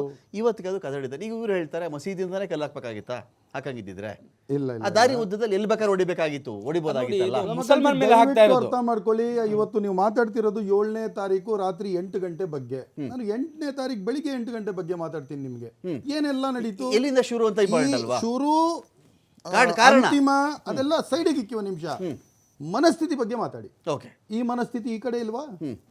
ಜೆಂಡಾಗಳನ್ನ ತೆಗೆದು ಅದನ್ನ ಬಿಸಾಕಿ ನಾವು ಹಾಕಿದ್ದ ಮೀಲಾದಿಗೆ ಆ ಕೆಂಪು, ಅದು ಧರ್ಮದ ಏನು ಅಲ್ಲ ನಮ್ಗೆ, ಅದರಲ್ಲಿ ಅದೇನೋ ಮಹತ್ವನೇ ಇಲ್ಲ ಅದ್ರದ್ದು. ಭಗವದ್ವಜ ನೆಟ್ಟಾಗ ನೀವು ಮಾಡಿಲ್ವಾ? ಕೇಳಿ ಒಂದು ನೀವು ನಿಮಿಷ. ಸಿಟ್ ಮಾಡಿಲ್ವಾ? ಏನ್ ಭಗವದ್ವಜ ಮಾಡ್ತೀವಿ ನೆಟ್ಟಾಗ ನಾವು? ಭಗವದ್ವಜ ಏನ್ ನೆಟ್ಟಾಗ ಮಾಡ್ತೀವಿ ನಾವು? ಅವ್ ಸಿಟ್ ಮಾಡ್ಕೊಳ್ಳಿಲ್ವಾ ನೀವು? ಇಲ್ಲ, ದೇಶದ ಧ್ವಜ ಹಾಕ್ರಿಬೇಕಾದ್ರೆ ಅಂತ ಹೇಳಿದ್ವಿ. ಇದೇ ನಾವು ಕೋಲಾರ ಕ್ಲಾಕ್ ಟವರ್ಗೂ ಮಾಡಿದ್ವಿ. ನೀವೆಲ್ಲದಕ್ಕೂ ಕೇಸರಿ ಮಾಡ್ಕೊಂಡ್ಬಿಟ್ಟು ಇವತ್ತೂನು ದೇಶದ ಧ್ವಜಕ್ಕೆ ನೀವು ಅದು ಇದು ಕೊಡ್ತಾ ಇಲ್ಲ. ಓಕೆ, ರಾಷ್ಟ್ರಪಿತಾಗೆ ನಿಮಗೆ ಗೌರವನೇ ಇಲ್ಲ. ರಾಷ್ಟ್ರದ ತ್ರಿವರ್ಣ ಧ್ವಜಕ್ಕೆ ಗೌರವ ಇಲ್ಲ. ಎಷ್ಟು ವರ್ಷ ನೀವು ಆರಿಸಿಲ್ಲ. ಅದೆಲ್ಲ ನಾವೇನು ಗೊತ್ತಿಲ್ಲ ಅಂತಲ್ಲ, ಇತಿಹಾಸ ನಮಗೆ ಚೆನ್ನಾಗಿ ಗೊತ್ತಿದೆ. ಮನ್ಸಲ್ಲಿ ಇವತ್ತಿಗೂ ನಿಮ್ಗೆ ಅದು ಕೇಸರಿನೇ ಇರೋದು. ಆದ್ರೆ ತ್ರಿವರ್ಣ ಧ್ವಜಕ್ಕೆ ನೀವು ಬರ್ರಿ. ನೀವು ನಮ್ಮ ಸ್ವಾತಂತ್ರ್ಯದ ಹೋರಾಟವನ್ನ ಬಹಿಷ್ಕಾರ ಮಾಡಿದವರು ಮುಸಲ್ಮಾನರಿಗೆ ಇವತ್ತು ನೀವು ರಾಜಕಾರಣದ ಪಾಠ ಹೇಳ್ಕೊಡೋದಕ್ಕೆ ನಿಮಗೆ ಬಂತ? ನಾನು ಕೇಳೋದಿಲ್ಲಿ ನಾವು ಪ್ರಾಣ ನಿಮ್ಮ ಕೊಟ್ಟಿದ್ದೀವಿ, ಕಡೆಯವ್ರಿಗೆ ನಾವು ರಕ್ತ ಕೊಟ್ಟಿದ್ದೀವಿ. ನಿಮ್ಮ ಕಡೆಯವ್ರಿಗೆ ನೀವು ರಮಾಕಾಂತ್, ಕ್ಲೀನ್ ಚಿಟ್ ಕೊಟ್ಕೋತಾ ಇದ್ದೀರಾ? ಸಿಂಪಲ್ ಒಂದು ಮಾತು ಕ್ಲೀನ್ ಚಿಟ್ ಹೇಳ್ತೀನಿ. ರಜಾಕ್ ಜಿ, ನೀವು ಕ್ಲೀನ್ ಚಿಟ್, ದಯವಿಟ್ಟು ಕ್ಲೀನ್ ಚಿಟ್. ದಯವಿಟ್ಟು ಒಂದು ನಿಮಿಷ. ಈ ಕಡೆ ಮಾಡಿದವರು ಸರಾಸರಿ ತಪ್ಪು, ನಾನು ಒಪ್ಕೋತೀನಿ. ಅದು ಯಾರೇ ಮಾಡಿರ್ಲಿ ಆ ದೇಶದ್ರೋಹಿಗಳಿಗೆ ನಾನು ಖಂಡಿಸ್ತೀನಿ. ಇಲ್ಲಾರ ಮೊದಲು ಬೇಲಿಗೆ ಓಡೋದು ನಾನೇ ಆಗ್ತಿದ್ದೆ. ಯಾಕೆ ಓಡಿಲ್ಲ ನನಗೆ ಗೊತ್ತಾಗ್ಬೇಕು, ಯಾರು ಏನು ಯಾರು ಮಾಡಿದ್ ಗೊತ್ತಾಗಬೇಕು. ಬರ್ಲಿ, ಪೊಲೀಸಿಂದ ರಿಪೋರ್ಟ್ ಬರ್ಲಿ, ಅದಾದ್ಮೇಲೆ ಬೇಲಿಗೆ ಹೋರಾಟ ಮಾಡೋಣ, ಅದು ಬೇರೆ ವಿಷಯ. ಅದ್ರಲ್ಲಿ ಯಾರೇ ಆಗಿರ್ಲಿ ಅವ್ರಿಗೆ ನಾವು ಬೆಂಬಲಿಸಲ್ಲ. ದಯವಿಟ್ಟು ಇನ್ನೊಂದು ಪ್ರಶ್ನೆ ಕೇಳ್ತೀನಿ ಅದು ರಜಾಕ್. ದೇಶದ್ರೋಹಿಗಳು ರಜಾಕ್ ಕೇಳ್ತೀನಿ ಅವರೇ, ನಾನು. ಕಾಂಗ್ರೆಸ್ ಪಾರ್ಟಿ ಅಧಿಕಾರದಲ್ಲಿದ್ದಾಗ ಮುಸ್ಲಿಮರಿಗೆ ಜಾಸ್ತಿ ಶಕ್ತಿ ಬಂದ್ಬಿಡುತ್ತೆ. ಇಲ್ಲ, ಅವ್ರನ್ನ ರಕ್ಷಣೆ ಮಾಡಕ್ ಒಬ್ರು ಇದಾರೆ ಅಂತ ಬಂದ್ಬಿಡ್ತಾರೆ. ಇಲ್ಲ. ಅವ್ರ ಕೇಸ್ಗಳು ವಾಪಸ್ ತಗೋತಾರೆ ಅಂತ ಬಂದ್ಬಿಡ್ತಾರೆ. ನೀವು ಧೈರ್ಯ ಇದೆ ಅಂತ ಹಿಂಗ್ ಮಾಡ್ತಾರೆ ಅಂತ ಡಿಬೇಟ್ ಆಗ್ತಿರೋದಿರಿ ಇದು ರಜಾಕ್. ನಾನು ಕೇಳ್ತಿರೋದು ನಿಮ್ಗೆ, ಇದು ಬಿಜೆಪಿಯ ಒಂದು ಪಿತೂರಿ, ಒಂದು ಷಡ್ಯಂತ್ರ. ಮುಸಲ್ಮಾನರನ್ನ ಕಾಂಗ್ರೆಸ್ ಪಕ್ಷ ಅಂತ ಹೇಳ್ಕೊಂಡು ಹಿಂದೂ ವೋಟ್ ನ ಕನ್ಸಾಲಿಡೇಟ್ ಮಾಡಿ ನಾವು ವೋಟ್ ತಗೊಂಡ್ಬಿಡೋಣ ಅಂತ ಆದ್ರೆ ಈ ರಾಜ್ಯದ ಜನತೆ ಎಂದೆಂದಿಗೂ ಅದನ್ನ ಆಗಕ್ ಬಿಡಲ್ಲ. ಯಾಕೆಂದ್ರೆ ಕಣ್ಣು ಬಿಟ್ಟು ನೋಡ್ತಿದ್ದಾರೆ ಎಲ್ಲಿ ರಾಜಕಾರಣ ನಡೀತಿದೆ. ಈ ಯುದ್ಧದ ನಿಯಮಗಳು ಆ ಕಾಲದಿಂದ ಹೇಳಿದಾರ್ರಿ, ಹೆಣ್ಣು ಮಕ್ಕಳನ್ನ ಚಿಕ್ಕ ಮಕ್ಕಳನ್ನ ತಗೋಬರ್ಬೇಡ್ರಿ ಯುದ್ಧದಲ್ಲಿ ಅಂತ. ಅದ್ಯಾರೋ 3 ವರ್ಷದ 4 ವರ್ಷದ ಮಕ್ಕಳು ಉಗಿತಾ ಇದ್ರಂತೆ, ಅದನ್ನ ಗಣೇಶನ ಮೇಲೆ ಉಗಿದ್ರಂತೆ. ಆ ತರ ನಮ್ಮ ಮೆರವಣಿಗೆ ಮೇಲೆ ಉಗಿದ್ರು. ಇದೇನ್ ಅರ್ಥ ಇದ್ರದು? ಆ ಮಕ್ಕಳಿಗೆ ದೇವ್ರು ಅಂದ್ರೆ ಏನಾರು ಗೊತ್ತಾ? ಅಮ್ಮ ಅಪ್ಪ ಬಿಟ್ಟು ಬೇರೆ ಏನಾರು ಗೊತ್ತಿರುತ್ತಾ ಮಕ್ಕಳಿಗೆ? ಅವ್ರಿಗೆ ಬಂದ್ಬಿಟ್ಟು ಸಿ ಟಿ ರವಿ ಮಾತಾಡೋ ಇದ್ ನೋಡಿದ್ರೆ ರೀತಿ, ನೀವು ಮದ್ರಸಾಗಳಲ್ಲಿ ಇದೇ ಹೇಳ 3 ವರ್ಷದ ಮಗು ಮನೆ ಬಿಟ್ಟು ಹೋಗಿರಲ್ಲ, ಮದ್ರಸಾಗ ಹೋಗ್ಬಿಟ್ಟಿರುತ್ತ. ಅದು ನಾಚಿಕೇನು ಆಗಲ್ವಲ್ಲ ಇವ್ರಿಗೆ ಅಂತ ನಾನು ಹೇಳೋದು. ಮನಸ್ಥಿತಿ ಏನಿದೆ, ಈ ಮನಸ್ಥಿತಿ ಏನಿದೆ, ಆ ಮನಸ್ಥಿತಿಗೆ ನಾನು ಖಂಡಿಸ್ತಾ ಇದ್ದೀನಿ. ಆಯ್ತಪ್ಪ, 7ನೇ ತಾರೀಕು ಏನ್ ನಡೀತೋ ರಾತ್ರಿ ಅದ್ರ ಬಗ್ಗೆ ತನಿಖೆ ನಡೀತದೆ, ಬರ್ಲಿ ಮುಂದಕ್ಕೆ. ಕಣ್ಣಾರೆ ಕಂಡ್ಬಿಟ್ಟು ನಾವು ನೋಡಿದ್, ನೀವು ಪ್ರತಿಭಟನೆ ಮಾಡಕ್ ಬಂದವರು ನೀವ್ ಹೆಂಗೆ ಕಾನೂನಿನ ಉಲ್ಲಂಘನೆ ಮಾಡ್ತೀರಿ? ಮುಸಲ್ಮಾನರ ಬಗ್ಗೆ ಏನೇನೋದು ಹೇಳಿದ್ ನೀವು ಸರಿಯಾಗಿ ಬಿತ್ತಲ್ಲ, ಅವಳಿಗೆ ಅಷ್ಟೊಂದು ಅಳುತ್ತಲ್ಲ, ರೋಡ್ ಮೇಲೆ ಬಿತ್ತು, ಅವಳಿಗೆ ಬೀಳಲೇಬೇಕಾಗಿತ್ತಲ್ಲ ಅಂತದ್ದು. ಏನ್ ಹೇಳಿದ್ದು ಅವಳು ಬಾಯಿಂದ? ಹಿಂದೂ ಮಕ್ಕಳಂದ್ರೆ ಈ ತರ ಮಕ್ಕಳು ಒಳ್ಳೆ ಮಕ್ಕಳು, ಮುಸಲ್ಮಾನ್ ಮಕ್ಕಳು ಅಂತ ಹೇಳಿದ್ರೆ ಈ ತರ. ಅದನ್ನ ಕೇಳಿಸ್ಕೊಂಡು ನಾವು ಸುಮ್ಮನೆ ಕೂತಿಲ್ವಾ ಇಲ್ಲಿ? ಯಾಕೆ ಕಾನೂನು ಇದೆ, ಕ್ರಮ ತಗೊಳ್ತಾರೆ, ಒಂದು ವಿಶ್ವಾಸ ಇದೆ. ರೀ, ಕಾಂಗ್ರೆಸ್ ಇದ್ರೇನು ಬಿಜೆಪಿ ಇದ್ರೇನು, ಇದೇ ಬಿಜೆಪಿ ಇವತ್ತು ಇಷ್ಟೊಂದು ಶಾಂತಿ ಸುವ್ಯವಸ್ಥೆ ಪಾಠ ಮಾಡ್ತಿದೆ ಅಲ್ಲ. ಇವರಿದ್ದಾಗ ಏನ್ರಿ ನಡೀತಾ ಇತ್ತು? ತಾಯಿಂದಿರು ತನ್ನ ಮಕ್ಕಳನ್ನ ಮನೆಯಿಂದ ಆಚೆ ಕಳ್ಸಕ್ಕೆ ಭಯ ಪಡ್ತಿದ್ರಲ್ಲ. ಇವತ್ತಿದು ಬ್ಯಾನ್, ನಾಳೆ ಅದು ಬ್ಯಾನ್, ನಾಳೆ ಹಲಾಲು, ಇದು ಹರಾಮು, ಹಲಾಲು, ಅದ್ರಲ್ಲೇ ತೊಳಗಿದ್ರಲ್ಲ. ಡೆವಲಪ್ಮೆಂಟ್ ಬಗ್ಗೆ ಏನಾದ್ರು ಮಾತಾಡಿದ್ರ? ಅಷ್ಟೊಂದು ಹಿಂದುತ್ವದ ಬಗ್ಗೆ ಮಾತಾಡೋರು ಹಿಂದೂಗಳಿಗೆ ಏನ್ ಮಾಡಿದ್ರು ಅದ್ ಹೇಳ್ರಿ. ಒಂದು ಅನುಕೂಲ ಹಿಂದೂಗಳಿಗೆ ಮಾಡಿದ್ದೀವಿ. ಅನ್ಯಾಯ ಏನ್ ಮಾಡಿದ್ರು? ಅನ್ಯಾಯ ಏನ್ ಮಾಡಿದ್ರು? ಅನ್ಯಾಯ ಏನ್ ಮಾಡಿದ್ರು? ನಾವು ಅನ್ಯಾಯ ಅನ್ಯಾಯ ಮಾಡಿಲ್ಲ ಅಂತ ಮಾಡಿದ್ದು, ತಲೆ ಮೇಲೆ ಗೂಬೆ ಕೂರಿಸಿ ಅವ್ರು ರಾಜಕಾರಣ ಮಾಡಿ ಅವ್ರಿಗೇನ್ ಮಾಡ್ಕೊಂಡು ನೆಮ್ಮದಿಯಾಗಿ ಯುವಕರುಗಳು ಅವ್ರ ದಾರಿ ಮಕ್ಕಳು ಬಂದ್ರ ತಪ್ಪಿಸ್ತಾ ಇದ್ದಾರೆ. ಹೋರಾಟದಲ್ಲಿ ಯಾವ್ದಾದ್ರು ಒಂದು ಬಿಜೆಪಿ ನಾಯಕನ ಮಗ ಅಲ್ಲಿ ಬಂದು ನಿಂತಿದ್ದ ಹೋರಾಟದಲ್ಲಿ ತೋರಿಸ್ಬಿಡಿ ನನಗೆ ನೋಡೋಣ. ಎಲ್ಲಿ ಮದ್ದೂರಲ್ಲಿ? ಹೌದು, ತೋರಿಸಿ. ಯಾರ ಮಗ ಬಂದಿದ್ದ? ಇಷ್ಟು ದೊಡ್ಡ ರಾಜಕಾರಣಿಗಳು ಉದ್ದ ಭಾಷಣ ಚಿಕ್ಕ ಮಕ್ಕಳನ್ನ ಯುದ್ಧ ಕರಿಬೇಡಿ ಅಂತೀರಾ, ಹೋರಾಟ ಕರಿಬೇಡಿ ಅಂತೀರಾ. ಸಿ ಟಿ ರವಿ ಮಗ ಬಂದಿದ್ನಾ, ಅಶೋಕ್ ಮಗ ಬಂದಿದ್ನಾ ಅಂತ ನೀವು ಡೋಂಟ್ ಡೈವರ್ಟ್ ಮೀ. ನಾನು ಹೇಳ್ತಿರೋದು 3 ವರ್ಷ 4 ವರ್ಷದ ಮಕ್ಕಳು ಸಾಗರದಲ್ಲಿ ನಡೀತಲ್ಲ, ಅದನ್ನ ತಗೊಂಡು ನೀವು ಗಣೇಶನಿಗೆ ಹೋಲಿಸಿ ನಮ್ಮ ಮೆರವಣಿಗೆ ಮೇಲೆ ಉಗಿತಾ ಇದಾರಲ್ಲ, ಇದು ಯಾವ ಮನಸ್ಥಿತಿ ಪ್ರಶ್ನೆ ಮಾಡ್ತಿದ್ರಲ್ಲ. ನಿಮ್ಮ ರಾಜಕಾರಣ ಮಾಡ್ರಿ, ಚಿಕ್ಕ ಚಿಕ್ಕ ಮಕ್ಳಿಗೆ ತಗೊಬಂದ್ಬಿಟ್ಟು ನೀವು ಆ ಮಕ್ಕಳು ಉಗಿದ್ರು ನಮ್ಮ ಮೇಲೆ ತರಾದಿ ತಪ್ಪದು. ಆ ಮಕ್ಕಳಿಗೆ ಏನ್ ಗೊತ್ತಿರುತ್ತೆ ಇದು ಅದು ಇದು ಅಂತ ಹೇಳ್ಬಿಟ್ಟು ಏನೋ ಒಂದು ಆಟ ಊದ್ಬಿಟ್ಟಿದ್ದಾರೆ. ಇವಾಗ ನಾನ್ ನೋಡ್ದಂಗೆ 3 ವರ್ಷ 4 ಮೆರವಣಿಗೆ ಅಂದ್ರೆ ಉಗಿಬೋದಾ? ನಾನ್ ನೋಡ್ದಂಗೆ 3 ವರ್ಷ 4 ವರ್ಷದ ಮಕ್ಕಳು ಅವ್ರ ಅಪ್ಪ ಸತ್ತಿದ್ರು ಕೂಡ ನಗ್ಗಾಡ್ಕೊಂಡು ಓಡಾಡ್ಕೊಂಡು ಆಟ ಆಡ್ಕೊಂಡಿದ್ರು. ಏನೋ ಅಪ್ಪ ಸತ್ತೋದ್ರೆ ಮಕ್ಕಳು ಹಿಂಗ ಆಡ್ತಿದ್ದಾರೆ, ಇದು ಯಾವ ಮನಸ್ಥಿತಿ ಅಂತ ಪ್ರಶ್ನೆ ಮಾಡ್ತೀರಾ? ಸ್ವಲ್ಪ ತಲೆ ಬುದ್ಧಿ ಯೋಚನೆ ಮಾಡಿ ಮಾತಾಡ್ಲಿ ಬಿಜೆಪಿ ನಾಯಕರು. ನಾನು ಇವತ್ತು ಏನ್ ಹೇಳಕ್ ಇಷ್ಟಪಡ್ತೀನಿ, ಒಂದು ಲಾಸ್ಟ್ ಮಾತು ನಿಮ್ಗೆ ಹೇಳ್ತೀನಿ. ಇಷ್ಟು ಉದ್ದ ಭಾಷಣ ಮಾಡಿದ್ರಲ್ಲಪ್ಪ, ಇವ್ರ ಮಕ್ಳಿಗೆ ವಯಸ್ಸು ಬಂದವರು ಇದಾರಲ್ಲಪ್ಪ, ಇವ್ರ ಮಕ್ಕಳಿಗೆ ಟಿಕೆಟ್ ಕೇಳೋ ಒಂದು ಲೆವೆಲ್ಗೆ ಬಂದಿದಾರಲ್ಲ, ಎಲ್ಲಿ ಆ ಮಕ್ಕಳೆಲ್ಲ ಪ್ರತಿಭಟನೆಯಲ್ಲಿ? ಯಾಕೆ ಅದು ಪೆಟ್ರೋಲ್ ಬ್ಯಾಂಕಲ್ಲಿ ದಿನನಿತ್ಯ ಕೆಲಸ ಮಾಡಿ ದಿನಕ್ಕೆ ಅವಳು 10 ಬಿಟ್ಟು ಹೇಳ್ತಿದ್ದಾಳೆ, ನಾನು ಇವತ್ತು ಕೆಲಸ ಮಾಡಿದ ನನ್ನ ಮಕ್ಕಳಿಗೆ ಊಟ ಹಾಕೋರು ಯಾರು ಅಂತ. 2000ಕ್ಕೆ ನಾನು ಅಲ್ಲಿ ಹೋಗಿದ್ದು ಅಂತ ಅದು ಬಾಯಿ ಬಿಟ್ಟು ಹೇಳ್ಬಿಡ್ತೋದು. 2000ಕ್ಕೆ ಒಂದು ಆಸೆಯಿಂದ ಅಲ್ಲಿ ಹೋಗ್ಬಿಟ್ಟೆ ಅಂತ ಅದು ಬಾಯಿ ಬಿಟ್ಟು ಹೇಳ್ತು. ನಾನು ಅವಳು ಹೇಳಿರೋದನ್ನ ನೋಡಿ ಹೇಳ್ತಿರೋದು, ಆರ್ಟಿಫಿಷಿಯಲ್ ಇಂಟೆಲಿಜೆನ್ಸ್ ಅಲ್ಲ. ನಾನು ಇವತ್ತು ಕೇಳ್ತಿರೋದು ಇದೆಲ್ಲ ನಿಮಗೆ ಬೇಕಾ? ಚರ್ಚೆ ಮತ್ತೆ ಖಾಡ ಬಿಗ್ ಪ್ಯಾಟ್ ವಿಶೇಷ ನಾನು ಮತ್ತೆ ಮುಂದುವರಿಸ್ತಾ ಇದ್ದೀನಿ. ನಾನು ಉಮರ್ ಶರೀಫ್ ಅವ್ರು ಕೇಳಬೇಕು. ಉಮರ್ ಶರೀಫ್, ಸ್ವಲ್ಪ ಪೊಲಿಟಿಕಲ್ ಆಗಬಹುದು ಈ ಒಂದು ಕ್ವಶನ್ನು. ಈ ಹಿಂದೂ ಮುಸ್ಲಿಂ ಅನ್ನೋ ಒಂದು ಕಾನ್ಸೆಪ್ಟು ಕಳೆದ 30 ವರ್ಷಗಳು ಅಥವಾ ಅದಕ್ಕಿಂತ ಮುಂಚೆಯಿಂದಾನು ಕೂಡ ಎಲ್ಲವೂ ವಿಫಲವಾದಾಗ ಈ ಒಂದು ಕಾನ್ಸೆಪ್ಟು ಪೊಲಿಟಿಕಲಿ ಕ್ಲಿಕ್ ಆಗುತ್ತೆ ಅಂತ. ಎಲ್ಲವೂ ಏನು ಬೇಕಾದ್ರೂ ಫೇಲ್ ಆಗಿಬಿಡಲಿ, ರಿಲಿಜಿಯಸ್ ಮ್ಯಾಟರ್ಗಳಿದೆಯಲ್ಲ ಅಂತಿಮವಾಗಿ ಇದು ಕೈ ಹಿಡಿಯುತ್ತೆ ಅಂತ ರಾಜಕೀಯ ವಲಯದಲ್ಲಿ ಒಂದು ಮಾತಿದೆ. ಬಟ್ ಕಂಪ್ಯಾರಿಟಿವ್ಲಿ ನಮ್ಮ ಕರ್ನಾಟಕದ ಮಟ್ಟಿಗೆ ಈ ಹಿಂದೂ ಮುಸ್ಲಿಂ ಅನ್ನೋ ಕಾನ್ಸೆಪ್ಟ್ ದೊಡ್ಡ ಮಟ್ಟಕ್ಕೆ ಎಲ್ಲೋ ವರ್ಕ್ ಆಗಿದೆ ನಮ್ಗೆ ಅನ್ನಿಸ್ತಾ ಇಲ್ಲ. ಸೊ ಧರ್ಮಗಳು ಅಥವಾ ಧರ್ಮದ ಮುಖಂಡಗಳು ಮನಸ್ಸು ಮಾಡಿದ್ರೆ ರಾಜಕೀಯದಿಂದ ದೂರ ಇಡಬಹುದಲ್ವಾ? ಎರಡು ಕಡೆ ನಾನು ಮಾತಾಡ್ತಾ ಇದ್ದೀನಿ. ಅದು ಸಾಧ್ಯನೇ ಇಲ್ವಾ? ಅದು ನೋಡಿ, ಸೌತ್ ಇಂಡಿಯಾ ತಾವು ಹೇಳ್ದಂಗೆ ಎಷ್ಟೇ ಪ್ರಯತ್ನ ಮಾಡಿದ್ರು ಕೂಡ ಸೌತ್ ಇಂಡಿಯಾನಲ್ಲಿ ನಮ್ಮ ನಡುವೆ ಒಂದು ಬಿರುಕನ್ನು ತರಕ್ಕೆ ಎಷ್ಟೇ ಪ್ರಯತ್ನ ಮಾಡಿದ್ರು ಅದು ಅವ್ರಿಗೆ ಸಕ್ಸಸ್ ಸಿಗ್ತಿಲ್ಲ. ಅದ್ರಲ್ಲಿ ಕಾರಣ ಏನಂದ್ರೆ, ನಮ್ಮ ಇತಿಹಾಸ ಇರೋದು 1400 ವರ್ಷದ ಇತಿಹಾಸ ಇದೆ. ಮುಸಲ್ಮಾನರು ಭಾರತಕ್ಕೆ ಬಂದು ಬಾಬರ್ ಬಂದ್ಮೇಲೆ ಬಂದಿಲ್ಲ. ಬಾಬರ್ ಬಂದಿದ್ದು 1526 ನಲ್ಲಿ, ತಮ್ಗೆ ಗೊತ್ತಿದೆ. ಮತ್ತೆ ಗಜ್ನಿ ಆಗ್ಲಿ ಇಲ್ಲ ಗೋರಿ ಆಗ್ಲಿ ಇಲ್ಲ ಅದಕ್ ಮುಂಚೆ ಮೊಹಮ್ಮದ್ ಬಿನ್ ಕಾಸಿಂ ರಹಿಮುಲ್ಲಾ ಅವರಾಗ್ಲಿ, ಅವರೆಲ್ಲ ಬರಕ್ ಮುಂಚೆನೆ ಪ್ರವಾದಿ ಕಾಲದಲ್ಲಿನೇ ಇಲ್ಲಿ ಬಂದ್ಬಿಟ್ಟು ಸೆಟ್ಲ್ ಆಗಿದ್ವಿ. ಅಂದ್ರೆ ಏನ್ ಅರ್ಥ ಅಂದ್ರೆ, ಇನ್ಫ್ಯಾಕ್ಟ್ ನಾನು ಈ ಮಾತನ್ನ ನಿಮ್ ಮುಂದೆ ಇಡುವಾಗ ನಾನು ಬಹಳ ಧೈರ್ಯವಾಗಿ ಇಡ್ತೀನಿ. ನನಗೆ ಇರೋ ನಾಲೆಜ್ ಮೂಲಕ ನಾನು ಇಡ್ತಾ ಇದ್ದೀನಿ. ಇದ್ರ ಮೂಲಕ ನಿಮ್ಗೆ ಬಹಳ ಗೊಂದಲ ಕೂಡ ಸೃಷ್ಟಿ ಆಗ್ಬೋದು. ಬಟ್ ನಾನು ಹೇಳುವ ಮಾತನ್ನ ಸರಿಯಾಗಿ ಕೇಳ್ಕೊಳ್ಳಿ. ಭಾರತದಲ್ಲಿ ಇಸ್ಲಾಂ ಧರ್ಮ ಬಂದು ಹಿಂದೂಯಿಸಂಕ್ಕಿಂತ ಅಧಿಕ ಪ್ರಾಚೀನ ಧರ್ಮ ಅಂತ ಹೇಳ್ಕೊಳ್ತೀನಿ. ನಾನು ಇದು ಹೇಳುವಾಗ ಕಂಪ್ಲೀಟ್ ಅಥಾರಿಟಿಯನ್ನು ಕೈನಲ್ಲಿ ಇಟ್ಕೊಂಡು ನಾನು ಮಾತಾಡ್ತಿದ್ದೀನಿ. ಭಾರತದಲ್ಲಿ ಇಸ್ಲಾಂ ಧರ್ಮ ಹಿಂದೂಯಿಸಂ ಧರ್ಮಕ್ಕಿಂತ ಪ್ರಾಚೀನವಾದ ಧರ್ಮ ಅಂತ ನಾನು ಒಂದು ಸ್ಟೇಟ್ಮೆಂಟ್ ಕೊಡ್ತಾ ಇದ್ದೀನಿ. ಕಾರಣ ಏನಂದ್ರೆ, ಹಿಂದೂಯಿಸಂ ಅಂತ ನೀವು ಕರೆದ್ರೆ ಅದರಲ್ಲಿ ಸುಪ್ರೀಂ ಕೋರ್ಟ್ ಹೇಳುತ್ತೆ it is a way of life. Hinduism ಎಂಬ ಧರ್ಮ ಬಂದು ಬಹಳ ರೀಸೆಂಟ್ ಧರ್ಮ. ಆದ್ರೆ ಹಿಂದೂ ಕಲ್ಚರ್ ಆಗ್ಲಿ, ಹಿಂದೂ ಐಡೆಂಟಿಟಿ ಆಗ್ಲಿ, ಅದು ಬಹಳ ಹಳೆಯ ಒಂದು ಐಡೆಂಟಿಟಿ ಆಗಿತ್ತು. ಅಂದ್ರೆ ಹಳೆಯ ಒಂದು ಗುರುತಾಗಿತ್ತು. ಆದ್ರೆ ಧರ್ಮ ಅಂತ ಹೇಳ್ಕೊಂಡು ಹಿಂದೂಯಿಸಂ ಅಂತ ಧರ್ಮ ಅಂತ ಒಂದು ನೀವು ಸೃಷ್ಟಿ ಮಾಡಿದಾರಲ್ಲ, ಇದು ಯಾವಾಗ ಇದು ಸೃಷ್ಟಿ ಆಯ್ತು ಅಂತ ನೋಡಕ್ ಹೋದ್ರೆ ಬಾಬರ್ ಬಂದ್ಮೇಲೆ ಒಂದು ಹಿಂದೂ ಸಮುದಾಯವನ್ನು ಅವನು ಸೃಷ್ಟಿ ಮಾಡ್ದ. ಅದರ ನಂತರ ಬ್ರಿಟಿಷರು ಬಂದು ಯಾರೆಲ್ಲ ಬಂದು ಮುಸಲ್ಮಾನರು ಇಲ್ಲ, ಯಾರೆಲ್ಲ ಬಂದು ಕ್ರೈಸ್ತರಿಲ್ಲ, ಅವರೆಲ್ಲ ಹಿಂದೂಗಳಂತ ಒಂದು ಐಡೆಂಟಿಟಿ ಕೊಟ್ರು. ಹಾಗಾಗಿ ಇಲ್ಲಿರೋತಕ್ಕಂತಹ ಮೂರ್ತಿ ಪೂಜೆ ಮಾಡೋರು, ಮತ್ತೆ ಬಹುದೇವ ಆರಾಧಕರು, ಮತ್ತೆ ಏಕದೇವ ವಿಶ್ವಾಸಿಗಳು, ಮತ್ತೆ ವೈಷ್ಣವರು, ಮತ್ತೆ ಶೈವರು, ಇವರೆಲ್ಲ ಬೇರೆ ಬೇರೆ ಆಗಿದ್ದವ್ರನ್ನ ಎಲ್ಲರನ್ನು ಒಂದಾಗಿ ಮಾಡಿ ಬನ್ನಿ ಇವತ್ತಿಂದ ನಾವೆಲ್ಲ ಹಿಂದೂಗಳು. ಈಗ ನಮ್ದೊಂದು ಪ್ರಶ್ನೆ ಬರುತ್ತೆ ಇಲ್ಲಿ, ಉಮರ್ ಶರೀಫ್ ಅವರ ಒಂದು ಪ್ರಶ್ನೆ ಬರುತ್ತೆ ನಮ್ದು. ಹಾಗಾದ್ರೆ ಮುಸ್ಲಿಮರು ಭಾರತದ ಮೂಲ ನಿವಾಸಿಗಳು ಅಂತ ಕನ್ಸಿಡರ್ ಮಾಡಲ್ಲ ನಾನು?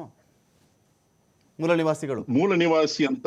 ನೀವೇ ಮೂಲ ನಾವೆಲ್ಲರಿಗಿಂತ ನಿವಾಸಿ ಮುಂಚೆ ಬಂದು- ನೀವೇ ಇದ್ರಿ ಅಂತ ನಾವು ಭಾವಿಸಬಹುದಾ ನಿಮ್ಮ ವಾದದ ಪ್ರಕಾರ? ಒಳ್ಳೆ ಪ್ರಶ್ನೆ ರಮಾಕಾಂತ್ ಅವರೇ, ಒಳ್ಳೆ ಪ್ರಶ್ನೆ ಮಾಡಿದ್ರಿ. ನಾನು ಒಬ್ಬ ದ್ರವಿಡಿಯನ್. ಅಬ್ದುಲ್ ರಜಾಕ್ ಅವರು ಒಂದು ಆರ್ಯನ್ ಆಗಿರ್ಬೋದು, ಆದ್ರೆ ದ್ರವಿಡಿಯನ್ ಆಗ್ಲಿ ಆರ್ಯನ್ ಆಗ್ಲಿ ಇವರೆಲ್ಲರೂ ವಲಸೆಗೆ ಬಂದವ್ರೆ. ನಮ್ಮ ಇತಿಹಾಸ ನೋಡ್ಕೋದ್ರೆ, ನಾನು ಮುಸ್ಲಿಂ ಆಗಕ್ ಮುಂಚೆ ನಾನು ಒಬ್ಬ ದ್ರಾವಿಡ, ನಾನು ತಮಿಳಿಯನು, ಮುಸ್ಲಿಂ ಅದರ ನಂತರ. ಸೊ ನಾನು ಒಬ್ಬ ದ್ರಾವಿಡನಾಗಿರುವಾಗ ಒಂದು 10,000 ವರ್ಷಕ್ಕೆ ಮುಂಚೆ ನಾವು ವಲಸೆಗೆ ಬಂದಿದ್ವಿ.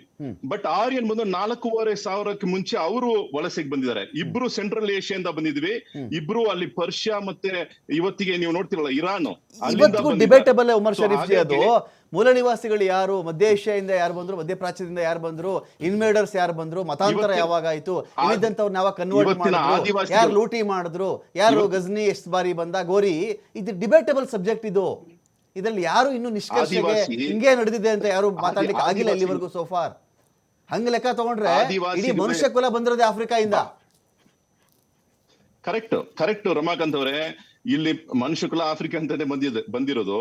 ಅದೇ ರೀತಿ ಊರು ಅಂತ ಒಂದು ಜಾಗ ಇದೆ ಮೆಸೊಪೊಟೇಮಿಯಾನಲ್ಲಿ, ಇವತ್ತಿಗೂ ಊರು ಅಂತ ಇದೆ. ಇದೆಲ್ಲ ನೋಡಕ್ ಹೋದ್ರೆ ನಾವು ಬೇರೆ ಡಿಸ್ಕಷನ್ ನಡಿಬೇಕಾಗಿರುತ್ತೆ. ಬಟ್ ಶಾರ್ಟ್ ಆಗಿ ಹೇಳಬೇಕಂದ್ರೆ ನಾವು ಇವತ್ತಿಗೆ ಯಾರನ್ನ ನೋಡ್ತೀವೋ, ಇಲ್ಲಿರೋತಕ್ಕಂತ ಎಲ್ಲರೂ ಕೂಡ ಆಕ್ಚುಲಿ ನೋಡೋದು ಆಚೆಯಿಂದ ಬಂದವ್ರೆ. ಮೂಲ ನಿವಾಸಿಗಳು ಯಾರಂದ್ರೆ ಈ ಆದಿವಾಸಿ ಅಂತ ಹೇಳ್ಕೊಳ್ತಾರಲ್ಲ, ಆದಿವಾಸಿ ಯಾರನ್ನ ಈ ಮಲೆ ಪ್ರದೇಶದಲ್ಲಿ ನೋಡ್ತೀವೋ ಅವ್ರು ಇವತ್ತಿಗೂ ಪಾಪ ಅವ್ರಿಗೆ ಬೇಕಾಗಿರುವ ಸವಲತ್ತು ಏನು ಸಿಗದೆ ಅವ್ರು ಕಷ್ಟ ಪಡ್ತಾ ಇದಾರೋ ಅವರೇ ಮೂಲ ನಿವಾಸಿಗಳು. ಆಕ್ಚುಲಿ ಅವ್ರಿಗೆ ಕೊಡ್ಬೇಕಾಗಿದ್ದ ಆ ಒಂದು ಪೊಸಿಷನ್ ಇವತ್ತವರೆಗೂ ನಾವು ಅವ್ರಿಗೆ ಸರಿಯಾಗಿ ನೋಡ್ಕೊಂಡಿಲ್ಲ ಅಂತ ಅದ್ರ ಬಗ್ಗೆ ನಾವು ಯೋಚನೆ ಮಾಡ್ಬೇಕಾಗಿದೆ. ಫೈನ್. ಈಗ ನಾನು ಸಾದಿಕ್ ಅವ್ರು ಕೇಳ್ಬಿಡಿ. ಸಾದಿಕ್ ಅವರೇ, ನಿಮ್ಮ ಲಾ ಪ್ರಕಾರ ನಿಮ್ಮ ಶರಿಯಾ ಇನ್ನೊಂದು ಮತ್ತೊಂದು ಹದೀಸು ಇದೆಲ್ಲ ನಾವು ಚೆಕ್ ಮಾಡ್ಕೊಳ್ಳೋಣ. ಒಂದು ಕಡೆ ಎಲ್ಲಿ ನೀನು ಕಡಿಮೆ ಪರ್ಸೆಂಟಲ್ಲಿ ಜನ ಇರ್ತೀಯೋ ಆವಾಗ ಬಹುಸಂಖ್ಯಾತರು ಏನು ಹೇಳ್ತಾರೋ ಆ ಥರ ನೀನು ಕೇಳ್ಕೊಂಡಿರೋ, ಎಲ್ಲಿ ನೀನು ಜಾಸ್ತಿ ಆಗಿರ್ತೀಯೋ ನೀನು ಹೇಳ್ದಂಗೆ ಎಲ್ಲರೂ ಕೇಳಂಗೆ ಮಾಡುವಂತ ಏನಾದರೂ ಇದೆಯಾ ನಿಮ್ಮ ಕಾರಣದಲ್ಲಿ? ಅದನ್ನೇ ಹೇಳ್ತಾ ಇರೋದಲ್ಲಿ 6% ಇದ್ದಾರೆ ಇವರು, ಈ 6% ಇದ್ದೇ ಇಷ್ಟು ಮಾಡ್ತಾರೆ, 60% ಆಗ್ಬಿಟ್ರೆ ಏನು? ಅವ್ರು ಹೇಳ್ತಾ ಇರ್ಬೋದು, ನಾವಿಲ್ಲ. ನಿಮ್ಮಲ್ಲಿ ನೀವು ಕಡಿಮೆ ಒಂದು ಊರಲ್ಲಿ 100 ಜನ ಇದ್ರು, ನೀವೊಂದು 5 ಜನ ಇದ್ರೆ ಅಣ್ಣ ಅಪ್ಪ ಬುದ್ಧಿ ಅಂತ ಹೇಳ್ಕೊಂಡಿರ್ತೀರಾ. ನೀವೇ 65 ಜನ ಆದ್ರಿ ಅಂದ್ರೆ ಯಾರನ್ನು ಕೇರ್ ಮಾಡಲ್ಲ ನಿಮ್ದು ರೂಲಲ್ಲಿ ಅಂತ ಇದೆಯಾ? ಇದು 100 ಬೇರೆಯವರು ಇರ್ಲಿ, ಒಬ್ಬ ಮುಸಲ್ಮಾನ ಇರ್ಲಿ, ದರ್ಯಾಗ್ನೇ ಇರೋದು. ಏನು ಇದು ಮಾಡ್ಕೊಂಡಿಲ್ಲ ನಮ್ಮರಲ್ಲಿ, ಆ ಥರ ಏನಿಲ್ಲ. ನಾವು ಪರ್ಸೆಂಟೇಜ್ ಕಮ್ಮಿ ಇದ್ರೆ ಇದಾಗಿರ್ತೀವಿ, ಪರ್ಸೆಂಟೇಜ್ ಜಾಸ್ತಿ ಇದ್ರೆ ಹಿಂಗಿರ್ತೀವಿ, ಅದೇನಿಲ್ಲ. ಒಬ್ಬ ಮುಸಲ್ಮಾನ್ ಇದ್ರೇನು ನಮ್ಮ ಕರ್ತವ್ಯ, ನಮ್ಮ ಖುರಾನ್ ಅವ್ರ ಹದೀಸ್ ಏನ್ ಹೇಳುತ್ತೆ. ಬಿಜೆಪಿ ಮಾತಾಡ್ತಿರೋದು ಏನ್ರಿ 6% ಇದಾರೆ ಇಷ್ಟು ಹಾರಾಡ್ತಾರೆ ಇವರು ಅಂತ ಅಲ್ಲಿ ಹೇಳ್ತಿರೋದು ಮದ್ದೂರು ಬೀದಿಗಳಲ್ಲಿ. ಈಗ ನೋಡಿ, ಎಷ್ಟು ಇದು ಮಾಡಿದ್ರೇನು ಅವರು, ನಮ್ಮ ಕುರಾನ್ ಹದೀಸ್ ಏನು ಹೇಳುತ್ತೆ, ನಮ್ಮ ಪ್ರವಾದಿ ಮೊಹಮ್ಮದ್ ಸಲ್ಲಲ್ಲಾಹು ಅಲೈಹಿ ವಸಲ್ಲಂ ಏನು ಹೇಳಿದ್ರೆ ಅದೇ ನಾವು ಮಾಡೋದು. ಇನ್ನೊಂದು ಏನಂದರೆ, ನಮ್ಮ ಇದರಲ್ಲಿ ಇದೆ, ಯಾವ ದೇಶದಲ್ಲಿ ನಾವು ಇರ್ತೀವಿ ಅದಕ್ಕೆ ನಾವು ಇದು ಮಾಡಬೇಕು, ಅದಿದೆ. ಅದು ಇನ್ನೂ ನಾನು ಒಂದು ಮಾತು ಹೇಳೋಕ್ಕೆ, ಇಷ್ಟು ಅವರು ಇದು ಮಾಡ್ತಾ ಇದ್ದಾರಲ್ಲ, ರಾಯಚೂರಿಗೆ ಯಾವಾಗ ಹೋಗೋದು ಇವರು? ಓಕೆ, ಯಾವಾಗ ಹೋಗ್ತಾರೆ? ನಿಮ್ಮ BJP-ನವರೆಲ್ಲ ಹೋಗ್ತಾರಾ? ಅಲ್ಲಿ ಕಲ್ಲು ಹೊಡೆದಿದ್ದಾರಲ್ಲ ಹಿಂದೂ ಹುಡುಗರು, ಹಿಂದೂ ಗಣೇಶ ದೇವ್ರು ತಾನೆ, ಗಣೇಶನ ಮೇಲೆ ಕಲ್ಲು ಹೊಡೆದಿದ್ದಾರಲ್ಲ, ಅಲ್ಲಿ ಯಾಕೆ ಮೆರವಣೆ ಧರಣಿಗಳು, ಅದು ಬೊಂಬಳ ಉಲ್ಟಾ ಆಯ್ತಲ್ಲ? ನೀವೇ ಮಾಡಿ, ನಾವೇನಕ್ಕೆ ಮಾಡ್ಬೇಕು? ರಾಯಚೂರು ಚಲೋ ನಾವೇನಕ್ಕೆ ಮಾಡ್ಬೇಕು? ಯಾಕೆ ಮಂಡ್ಯನೇ ಮದ್ದೂರು ಬೇಕಾ ಇವ್ರಿಗೆ? ರಾಯಚೂರು ಬೇಡವಾ ಈಗ? ಯಾಕೆ ಅಲ್ಲಿ ಅವನು ಯಾರೋ ನೋಡಿ, ಇಲ್ಲಿ ಮಾಡಿರೋದು ಯಾರೋ ಕಿಡಿಕೇಡಿ, ಈ ಕಿಡಿಕೇಡಿ ಮಾಡಿದ್ರೆ ಹರಾಮು. ಇವರು ಪ್ಯೂರ್ ಹಿಂದೂ ಕಲ್ಲು ಹೊಡೆದು ಇದಾದ್ರೆ ಹಲಾಲ ಅದು. ಅದು ಯಾಕೆ ಮಾಡಲ್ಲ? ಸಿಟಿ ರವಿ ಬೊಗಳ್ತಾ ಇದ್ದಾನೆ ಹಂಗೆ, ಇದು ಬಾಯಿನಲ್ಲಿ ಇದು ಬರುತ್ತೆ, ನಾನು ಕಂಟ್ರೋಲ್ ಮಾಡ್ತಾ ಇದ್ದೀನಿ. ಏನೇನು ಭಾಷೆ ಹೇಳಿದ್ದಾರೆ ಗೊತ್ತಾ ಇವತ್ತು ಸಿಟಿ ರವಿ? ಇವ್ರಿಗೆಲ್ಲ ರಾಯಚೂರು ಕಳಿಸಿ ಅಲ್ಲಿ ಒಡಿ ಅಂತ ಹೇಳಿ, ಹಿಂದೂಗಳಿಗೆ ಹೋಗ್ಬಿಟ್ಟು ಯಾರು ಕಲ್ಲು ಹಾಕಿದ್ರೆ ಅವ್ರಿಗೆ ಒಡಿ ಅಂತ ಹೇಳಿ, ದಮ್ಮಿದ್ರೆ ತಾಕತ್ತಿದ್ರೆ ಇವ್ರಿಗೆ, ಅದು ತಾಕತ್ತಿಲ್ಲ ಪಾಪ. ಈಗ ನೀವೇ ಹೇಳ್ತಾ ಇದ್ದೀರಾ 6% ಕಮ್ಮಿ ಜನ ಇದ್ದಾರೆ, ಅವ್ರ ಮೇಲೆ ದೌರ್ಜನ್ಯ ಮಾಡೋದ ಹೋಗ್ಬಿಟ್ಟು, ಅವ್ರ ಮೇಲೆ ಇದು ಮಾಡೋದ? ಪಾಪ ಚೆನ್ನಾಗಿದಾರ್ರಿ, ಒಂದೇ ಗಲಿ ರಾಮ್ ರಹೀಮ್ ಅಂತ ನಿಮ್ಮ ಬಾಯಿನಿಂದಾನೆ ನೀವು ಹೇಳಿದ್ರು, ಚೆನ್ನಾಗಿದ್ದಾರೆ ಅಲ್ಲಿ. ಈ ಅಬ್ದುಲ್ ರಜಾಕ್ ಅವರು ಹೇಳಿದ್ರು ಕಮ್ಮಿ 600 ಜನರಲ್ಲಿ 300 ಮುಸಲ್ಮಾನ ಇರ್ಬೋದು ಅಂತ. ಅವರು ಈ ಪ್ರೀತಿಯಾಗಿ ಇದ್ದಾರೆ. ಇವರು ಹೋಗ್ಬಿಟ್ಟು ಹೇಳ್ತಾರಲ್ಲ ಶಿವ ಪೂಜೆದಲ್ಲಿ ಕರಡಿಗಳು ಅಂತ, ಈ ಕರಡಿಗಳಿಗೆ ಹೋಗ್ಬಿಟ್ಟು ಏನ್ ಮಾಡ್ತಾ ಇರೋದಲ್ಲಿ, ಅಲ್ಲಿ ಶಾಂತಿಯ ಭಂಗ ಮಾಡ್ತಾ ಇದ್ದಾರೆ ಅಲ್ಲಿ ಹೋಗ್ಬಿಟ್ಟು. ಹಿಂದೂ ಮುಸಲ್ಮಾನ ಒಗಟಾಗಿ ಇರ್ಬಾರ್ದು ಅಂತ. ಇವ್ರು ರಾಜಕೀಯ ಏನು ಹೆಣದ ಮೇಲೆ ರಾಜಕೀಯ ಮಾಡ್ತಾರ ಇವರು? Okay. ಜಾತಿ ಜಮಾತ್ ಅಂತ ತಗೊಂಡು ರಾಜಕೀಯ ಮಾಡೋದ? ನಾಚಿಕೆ ಬರಬೇಕು. ಶಾಪ ತಗೊಳ್ತಾರ, ರೈತರದ್ದು ಶಾಪ ಇವ್ರಿಗೆ. ಬೇರೆ ನೆಕ್ಸ್ಟ್ ಟೈಮ್ ಈ ಬಿಜೆಪಿ ಇದೇ ತರ ಮಾಡ್ತಾ ಇದ್ರೆ ಇವರೆಲ್ಲ ರೈತರದ್ದು ಶಾಪ. ಪಾಪ ನೋಡಿ ಎಷ್ಟು ದೊಡ್ಡ ಇದು, ಅದು ಮಿನಿ ಪಾಕಿಸ್ತಾನ ಅಂದ್ರೆ ಹೇಳೋದು. ಎಲ್ಲ ಇವ್ರಿಗೆ ಕ್ಷಮೆ ಕೇಳಬೇಕು ಇವರು. ಅಖಾಡ ಬಿಗ್ ಫ್ಯಾಟ್ ವಿಶೇಷ ಮತ್ತೆ ಮುಂದುವರಿಸ್ತೀನಿ. ಒಂದು ಬ್ರೇಕ್. ಬಿಗ್ ಫ್ಯಾಟ್ ವಿಶೇಷ ನಾನು ಮತ್ತೆ ಮುಂದುವರಿಸ್ತಾ ಇದ್ದೀನಿ. ಉಮರ್ ಶರೀಫ್ ಅವರು ಒಂದು ಮಾತು ಹೇಳ್ತಾ ಇದ್ರು, ಹಿಂದೂಯಿಸಮ್ ಅನ್ನೋ ಒಂದು ವರ್ಡ್ ಕಾಯಿನ್ ಆಗಿ ಆ ವರ್ಡ್ ಶುರುವಾಗಿರೋದು ಬಹಳ ಇತ್ತೀಚಿನ ಬೆಳವಣಿಗೆ. ಕಲ್ಚರ್ ಇತ್ತು. ಮುಸಲ್ಮಾನರು ಕೊಟ್ಟು ಸುಮ್ಮನೆ ಸುಮ್ಮನೆ ನಿಮ್ಗೆ ನಿಮ್ ಪ್ರೊನೌನ್ಸಿಯೇಷನ್ ಏನೋ ಹೇಳ್ಬಿಟ್ರಿ ಏನ್ಬಿಟ್ಟು ನೀವು ಅಲ್ಲಿ ಸಿಂಧು ಹಿಂದೂ ಅಂದ್ಬಿಟ್ರೆ ಬ್ರಿಟಿಷ್ ಏನ್ ಹೇಳಿದ್ರು ಏನೋ ಯಾರು ಕೊಟ್ಟಿದ್ದು ಪದ? ಎಲ್ಲಿಂದ ಬಂತು ಹಿಂದೂ ಪದ? ಎಲ್ಲಿಂದ ಬಂತು? ಸಿಂಧೂ ಬಯಲಿನ ನಾಗರಿಕತೆ, ಇಂಡಸ್ ವ್ಯಾಲಿ ಸಿವಿಲೈಸೇಷನ್. ಬಂದ್ರಲ್ಲ ಅವರೇ ಅಲ್ಲ ರೀ, ಇಂಡಸ್ ವ್ಯಾಲಿ ಸಿವಿಲೈಸೇಷನ್ ಅಲ್ವಾ, ಅದು ಸಿಂಧು ಬಯಲಿನ ನಾಗರಿಕತೆ ಅಂತ ನಾನು ಹೇಳ್ತಿರೋದು. ನನ್ನ ಪಾಯಿಂಟ್ ಬಹಳ ಸ್ಪಷ್ಟವಾಗಿ ಅರ್ಥ ಮಾಡ್ಕೊಳ್ಳಿ. ಒಂದು ಕಲ್ಚರ್ ಇದ್ದಿದ್ದು ಹೌದು, 100% ಕಲ್ಚರ್ ಇತ್ತು. ಆಯಾ ಈಗ ತಮಿಳುನಾಡು ಭಾಗದಲ್ಲಿ ಅವ್ರದ್ದೊಂದು ಕಲ್ಚರು, ರಾಜಸ್ಥಾನ ಭಾಗದಲ್ಲಿ ಅವ್ರದ್ದೊಂದು ಕಲ್ಚರು, ಇನ್ನೆಲ್ಲ ಹೋದ್ರೆ ನಾವೊಮ್ಮೆ ನಾಮಕರಣ ಮಾಡ್ಕೊಂಡಿದ್ದೀವಿ. ಇದು ರಾಜಸ್ಥಾನ, ಇದು ತಮಿಳುನಾಡು, ಇದು ನಮ್ಮ ನಾಮಕರಣ. ಅದು ನಾಮಕರಣ ಲೇಟ್ ಆಯಿತು ಅಂಥೇಳಿ ನಾಮಕರಣ ದಿನದಿಂದ ಧರ್ಮ ಬಂತು ಅಂತ ನೀವು ಹೇಳೋಕ್ಕಾಗಲ್ಲ.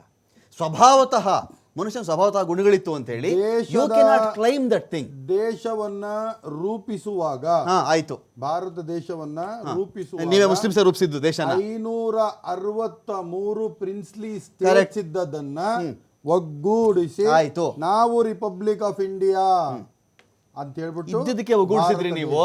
ಇದ್ದದ್ದನ್ನ ನಾನು ಹೇಳ್ತಾ ಇರೋದು, ಇತ್ತು ಅಂತ ಹೇಳ್ತಾ ಇರೋದು. ಮುಸಲ್ಮಾನಿಗೆ ಒಗ್ಗಿಸ್ಬಿಡ್ತಾರೆ ಇದ್ರಲ್ಲ, ಅದ್ರಲ್ಲಿ ಮುಸಲ್ಮಾನ್ ಇಲ್ಲ ನಾನು ಹೇಳ್ತಿರ್ಲ ರೀ. ನೀವೇ ಮೂಲ ಅಂತ ನೀವು ಕ್ಲೈಮ್ ಮಾಡಕ್ಕಾಗಲ್ಲ ಅಂತ ಮಾತಾಡ್ತಾ ಇರೋದು. ಮೂಲ ಅಲ್ಲ, ಅರಬ್ ದೇಶದಿಂದ ಇಲ್ಲಿ ಅದನ್ನ ಹೇಳಿ ಮತ್ತೆ ಅವರು ಕರೆದಿದ್ರು. ಸಿಂಧು ಪಾಯಿಂಟ್ ಏನು ಅಂದ್ರೆ ಈಗ ಆಯ್ತು, ಸಂವಿಧಾನ ಬಂದಾಯ್ತು, ಎಲ್ಲ ಒಟ್ಟಿಗೆ ಇರಬೇಕು ಅಂತ ಆಯ್ತು. ಈಗಲೂ ಇದೆ. ಈಗಲೂ ನೋಡಿ, ನಾವೆಲ್ಲ ಜರ್ನಲಿಸಮ್ ಸ್ಟಾರ್ಟಿಂಗ್ ಅಲ್ಲಿ ಬಂದಾಗ ಕೆಲವು ಮಾತು ಹೇಳ್ಕೊಡ್ತಾ ಇದ್ರು, ನಮ್ಮ ಪಾಠಗಳಲ್ಲಿ ಇದೆ ಅದು. ಈ ಥರ ಆದರೆ 2 ಕೋಮುಗಳ ನಡುವೆ ಗಲಾಟೆ ಅಂತ ಬರ್ತಿತ್ತು. ಏನು ಹೇಳಿ, 2 ಕೋಮುಗಳ ನಡುವಿನ ಗಲಾಟೆ ಅಂತ. ಹಿಂದೂ ಮುಸ್ಲಿಮನ್ನ ವರ್ಡ್ ಕೂಡ ಬಳಸ್ತಾ ಇರಲ್ಲ ಒಂದು ಕಾಲಕ್ಕೆ. ನಿಮಗೆ ನೆನಪಿರ್ಬೇಕು ಚೆನ್ನಾಗಿ. ಯಾಕಂತ ಹೇಳಿದ್ರೆ ಈ ಕಡೆಯವರು ಪ್ರವೋಕ್ ಆಗ್ತಾರೆ, ಆ ಕಡೆಯವರು ಪ್ರವೋಕ್ ಆಗ್ತಾರೆ. ಇವತ್ತು ನೀವುಗಳೇ ಕುಲ್ಲಂ ಕುಲ್ಲ ಇದ್ದೀರಿ. ಕುಲ್ಲಂ ಕುಲ್ಲ, ಹಿಂದೂ ಹಂಗೆ ಹೇಳ್ಬಿಟ್ಟ ಅಂತೀರಿ, ಮುಸ್ಲಿಂ ಹಂಗ್ ಮಾತಾಡ್ದ ಅಂತಿರಲ್ಲ. ಬೈಟ್ ಹಾಕ್ಬೇಕಾದ್ರೆ ಬೀಪ್ ಹಾಕ್ಬಿಟ್ಟು ಹಾಕ್ಲ ನಾನು. ರಮಕಾಂತ್ ಇವತ್ತೊಂದು ಬಿಜೆಪಿ ನಾಯಕರು ಮುಸಲ್ಮಾನರ ಪರ್ಸೆಂಟೇಜ್ ಬಗ್ಗೆ ಮಾತಾಡಿದ್ದಾರೆ. ಒಂದು ಕಾಲದಲ್ಲಿ ಅದನ್ನೇ ಹೇಳ್ತಾ ಇದ್ದೀನಿ, ಕೋಮುಗಳ ನಡುವಿನ ಗಲಭೆ ಅಂತ ನಾವು ಬರಿತಾ ಇದ್ವಿ ಒಂದು ಕಾಲಕ್ಕೆ. ರಾಜ ಧರ್ಮ ಇತ್ತು, ಖಡ್ಗವೇ. ಒಂದೇ ನಿಮಿಷ ಉಮರ್ಜಿ ಬರ್ತೀನಿ ನಾನು. ಒಂದು ಕಾಲದಲ್ಲಿ ರಾಜ ಧರ್ಮ ಇತ್ತು, ಒಂದು ಕಾಲದಲ್ಲಿ ಖಡ್ಗವೇ ಧರ್ಮ, ಖಡ್ಗ ಏನ್ ಹೇಳ್ತು ಅದು ಅಂತ ಹೇಳ್ಬಿಟ್ಟು. ಆ ಕಾಲದಲ್ಲೂ ಸೆಕ್ಯುಲರಿಸಮ್ ನಾವು ನೋಡಿದ್ವಿ. ಇವಾಗ ಒಡೆಯರಂದವರು ಒಬ್ಬ ಮುಸಲ್ಮಾನನ ಕರ್ಕೊಂಡು ಹೋಗಿ ದಸರಾದ ಉದ್ಘಾಟನೆ ಮಾಡಿಸಿದ್ರು. ಅವ್ರ ಸ್ನೇಹಿತನೇ ಆಗಿರ್ಬೋದು, ಒಟ್ಟಿನಲ್ಲಿ ಮುಸಲ್ಮಾನ. ಹಾಗೆ ನೋಡಕ್ ಹೋದ್ರೆ ಟಿಪ್ಪು ಸುಲ್ತಾನ್ ತಮ್ಮ ದರ್ಬಾರಿನಲ್ಲಿ ಇದ್ದವರೆಲ್ಲ ಹಿಂದೂಗಳೇ. ರಾವು, ಪೂರ್ಣಯ್ಯ ಎಲ್ಲ ಹಿಂದೂಗಳೇ ಇದ್ದಿದ್ದು. ಅಲ್ಲಿ ಯಾವ ಇದು ಇರಲಿಲ್ಲ. ನಮ್ಮ ದೇಶದಲ್ಲೂ ಇದು ತುಂಬಾ ದೂರದವರೆಗೂ ಇರಲಿಲ್ಲ. ಬಿಜೆಪಿ ಒಂದು ಲೆವೆಲ್ಗೆ ಬರಕ್ ಸಾಧ್ಯವಾಗಿರ್ಲಿಲ್ಲ. 92 ಆದ ನಂತರ ಬಿಜೆಪಿ ಫುಲ್ ಮೆಜಾರಿಟಿಗೆ ಬರುತ್ತೆ. ಅಲ್ಲಿ ಅವ್ರಿಗೆ ಅರ್ಥ ಆಯ್ತು, ಈ ಹಿಂದೂ ಮುಸ್ಲಿಂ ಇಂದ ನಮ್ಗೆ ಜಾಸ್ತಿ ಲಾಭ ಸಿಗ್ತಾ ಇದೆ ಅಂತ. ಇವಾಗ ಉತ್ತರ ಪ್ರದೇಶ, ಮಧ್ಯಪ್ರದೇಶದಲ್ಲಿ ವರ್ಕೌಟ್ ಆದದ್ದು ಕರ್ನಾಟಕದಲ್ಲಿ ವರ್ಕೌಟ್ ಆಗುತ್ತೆ ಅಂತ ಕಳೆದ ಬಿಜೆಪಿ ಬೊಮ್ಮಾಯಿ ಅವರ ಸರ್ಕಾರ ತುಂಬಾ ಪ್ರಯತ್ನ ಪಡ್ತು. ಏನಂದ್ರೆ ಮುಸಲ್ಮಾನರು ಒಂದು ಮೂಲೆ, ನೀವು ಇಲ್ಲಿ ವ್ಯಾಪಾರನೂ ಮಾಡಂಗಿಲ್ಲ, ನೀವು ಎದ್ ನಿಂತ್ಕೊಳ್ಳಂಗಿಲ್ಲ, ನೀವು ಕುತ್ಕೊಳ್ಳಂಗಿಲ್ಲ, ನೀವು ಅಜಾನ್ ಕೂಗಂಗಿಲ್ಲ, ನೀವು ಹಿಜಾಬ್ ಹಾಕೊಳಂಗಿಲ್ಲ, ನೀವು ಅದು ತಿನ್ನಂಗಿಲ್ಲ, ಎಲ್ಲ ಮಾಡ್ಬಿಟ್ರು. ಮುಖಭಂಗ ಆಯ್ತು. 13 ಸಿಟ್ಟಿಂಗ್ ಮಿನಿಸ್ಟರ್ಸ್ ಲಾಸ್ಟ್. ಇವತ್ತು ಸಿ ಟಿ ರವಿ ಯಾವ ಬಾಯಿಂದ ತಿರ್ಗಾ ಬಂದ್ಬಿಟ್ಟು ಅದೇ ಮಾತನ್ನ ಹೇಳ್ತಾರೆ. ಆವತ್ತು ನಿಂತ್ಕೊಂಡು ಹದೀಸ್ ನಂಬರ್, ಆಯತ್ ನಂಬರ್ ಎಲ್ಲ ಓದಿದಾಯ್ತು. ಇವಾಗ ತಿರ್ಗಾ ಅದೇ ಹೇಳ್ತಿದ್ದಾರೆ. ಅವ್ರಿಗೆ ಪಾಪ. ಉಮರ್ ಶರೀಫ್ ಜಿ, ಈಗ ನಿಮ್ ಕಡೆನೂ ಯಾರು ಪುಣ್ಯಕೋಟಿಗಳಿಲ್ಲ ಇಲ್ಲಿ. ಮುಂದೆ ಬಂದರೆ ಹಾಯಬೇಡಿ, ಹಿಂದೆ ಬಂದರೆ ಒದೇ ಬೇಡಿ ಅಂತ ನೀವು ಯಾರು ಕೂತಿಲ್ವಲ್ಲ ಇಲ್ಲಿ. ಆಯ್ತಪ್ಪ, ಅವ್ರು ತಪ್ಪು ಮಾಡ್ತಾ ಇದ್ದಾರೆ, ಸುಮ್ಮನೆ ಕೂತಿದ್ದೀರಾ, ಸೈಲೆಂಟ್ ಆಗಿದ್ದೀರಾ? ಅದನ್ನ ಹೇಳ್ಕೊಟ್ಟಿದ್ದಾರಾ? ಪ್ರೂವ್ ಮಾಡಿ, ಅವ್ರಿಗೆ ಶಿಕ್ಷೆ ಆಗುವಂತೆ ಮಾಡಿ. ಮಾಡ್ತೀನಲ್ಲ, ಶಿಕ್ಷೆ ಆಗುವಂತೆ ಮಾಡಿ. ತಡೆದಿಲ್ವಲ್ಲ ಸಮಾಧಿಗೆ. ಇಲ್ಲಿ ಯಾರು ಎರಡು ಕಡೆ ಪುಣ್ಯಕೋಟಿಗಳಿಲ್ಲ. 1 ಮಿನಿಟ್. 2012ರಲ್ಲಿ ಟಿಪ್ಪು ಸಮಾಧಿ ಮುಂದೆ ನಿಂತ್ಕೊಂಡು ಯಡಿಯೂರಪ್ಪನವರು, ಜಗದೀಶ್ ಶೆಟ್ಟರ್ನವರು, ಅಶೋಕ್ ಅವರು, PC ಮೋಹನ್ ಅವರು ಇದನ್ನೆಲ್ಲ ಹಾಕೊಂಡು, ಪೇಟ ಹಾಕೊಂಡು, ಖಡ್ಗ ಹಿಡ್ಕೊಂಡು ಟಿಪ್ಪು ಸುಲ್ತಾನನ ಹೊಗಳಿದ್ದು. ಪೊಸಿಷನ್ ಬಂದ ತಕ್ಷಣ ಟಿಪ್ಪು ಜಯಂತಿ ಬ್ಯಾನ್, ಇದು ರಾಜಕಾರಣ ಅಲ್ವಾ? ಅಕ್ಕನೂ ಇದ್ರಲ್ಲ ಶೋಭಕ್ಕ. ಇದು ರಾಜಕಾರಣ ಅಲ್ವಾ? ಅವ್ರು ರಾಜಕಾರಣ ಮಾಡ್ಕೊಂಡ್ರೆ ನೀವು ಧರ್ಮನ ಯಾಕೆ ಎಲ್ಲೋ ಸೇರಿಸ್ತಾ ಡಬಲ್ ಇದ್ದೀರಿ? ಸ್ಟ್ಯಾಂಡರ್ಡ್ ಅಲ್ವಾ? ಅವ್ರು ರಾಜಕಾರಣ ಅವ್ರು ಇರೋದೇ ಅದಕ್ಕೆ ರೀ, ಬೆಳಿಗ್ಗೆ ಮಧ್ಯಾಹ್ನ ಸಾಯಂಕಾಲ 24/7 ಅದೇ ಮಾಡೋದವ್ರು. ನೀವ್ ಯಾಕೆ ಇನ್ವಾಲ್ವ್ ಆಯ್ತಾ ಇದ್ರದಲ್ಲಿ ಧರ್ಮನ? Religious elements ಯಾಕಲ್ಲಿ? ಅರಮನೆಯ Political elements ಶೈಲಿಯಲ್ಲಿ ಬಿಟ್ಬಿಡಿ ಅದನ್ನ. ಕೆಲವು ನಿಮಿಷ ಅರಮನೆಯ ಶೈಲಿಯಲ್ಲಿ ಒಂದು ಗುಮ್ಮಟವನ್ನ ಕಟ್ಟಿ ಒಂದು ಬಸ್ ಸ್ಟಾಪ್ ಕಟ್ಟಿ ಇಂಡೋರ್ ಶಾಸನಿಕ್ ಇದು ಬೇಡ ಬೇಡ ಬೇಡ ಅಂತ ಹೇಳ್ಬಿಟ್ಟು ಟಿಪ್ಪು ಎಕ್ಸ್ಪ್ರೆಸ್ ಅನ್ನ ತೆಗೆದವರು ಇವತ್ತು ಒಡೆಯರ್ ಎಕ್ಸ್ಪ್ರೆಸ್ ಬಂದ್ಬಿಟ್ಟು ಅದ್ರ ಮೇಲೆ ಪಾಪ. ಉಮರ್ಜಿ ಏನೋ ಮಾತಾಡಕ್ಕೆ ಹೊರಟ್ರಿ, ಮಾತಾಡಿ ಉಮರ್ಜಿ. ನೋಡಿ ಆಕ್ಚುಲಿ ಏನಂದ್ರೆ, ನಾನು ಇಸ್ಲಾಂ ಆಗ್ಲಿ ಹಿಂದೂ ಆಗ್ಲಿ ಈ ವರ್ಡ್ ಗೆ ಗೌರವ ಕೊಡುವನು ಫಸ್ಟ್ ವಿಷಯ. ಬಟ್ ಈ ಯಾವುದೇ ಒಂದು ಅಕಾಡೆಮಿಕಲಿ ನಾನು ಮಾತಾಡುವಾಗ ಅದಕ್ಕೆ ಪ್ರೂಫ್ ಇಟ್ಕೊಂಡು ಮಾತಾಡ್ತೀನಿ. ಅದರಲ್ಲಿ ಭಿನ್ನಾಭಿಪ್ರಾಯ ಇದ್ರೂ ಕೂಡ ಅದನ್ನ ಚರ್ಚೆ ಮಾಡ್ಕೊಳ್ಬಹುದು, ನೋ ಇಶ್ಯೂಸ್. ನೀವು ಹೇಳಿದಂಗೆ ಬೇರೆ ನಾಮಕರಣ ಆಗಿರ್ಬೋದು, ಬಟ್ ಆ ಸಿದ್ಧಾಂತಗಳು ಇತ್ತು ಅಂತ ನೀವು ಹೇಳಿದ್ದು ಅದು ಸತ್ಯನೇ. ಎಂತಹ ಸಿದ್ಧಾಂತ ಇತ್ತು? ವೈಷ್ಣವ ಅಂತ ಒಂದು ಸಿದ್ಧಾಂತ ಇತ್ತು, ಮತ್ತೆ ಶೈವ ಅಂತ ಸಿದ್ಧಾಂತ ಇತ್ತು. ಅವು ಎಲ್ಲವೂ ಬೇರೆ ಬೇರೆ ಧರ್ಮವಾಗಿ ಇತ್ತು. ಆಕ್ಚುಲಿ ನಾವು ಅರ್ಥ ಮಾಡ್ಕೊಳ್ಬೇಕಾಗೇನಂದ್ರೆ, ಇವತ್ತು ಏನಾಗ್ಬಿಟ್ಟಿದೆ, ಶೈವೈಸಮ್ ಅಂತ ಇದ್ದ ಒಂದು ಧರ್ಮ ಮತ್ತೆ ವೈಷ್ಣವಿಸಮ್ ಅಂತ ಇದ್ದ ಧರ್ಮ, ಚಾರ್ವಾಕ ಅಂತ ಇದ್ದ ಒಂದು ಧರ್ಮ, ಇವೆಲ್ಲವೂ ಒಂದೇ ಅಂತ ಹೇಳ್ಕೊಳ್ಳುವ ಮನಸ್ಥಿತಿಗೆ ಇವತ್ತಿಗೆ ಬಂದಿದೀವಿ. ಆದ್ರೆ ಆ ಕಾಲದಲ್ಲಿ ವೈಷ್ಣವ ಧರ್ಮವೇ ಬೇರೆ, ಶೈವ ಧರ್ಮವೇ ಬೇರೆ ಆಗಿತ್ತು. ಇದೊಂದು ಮಾತು, ಒಂದೇ ಒಂದು ಮಾತು ಹೇಳಿ ಮುಗಿಸ್ತೀನಿ.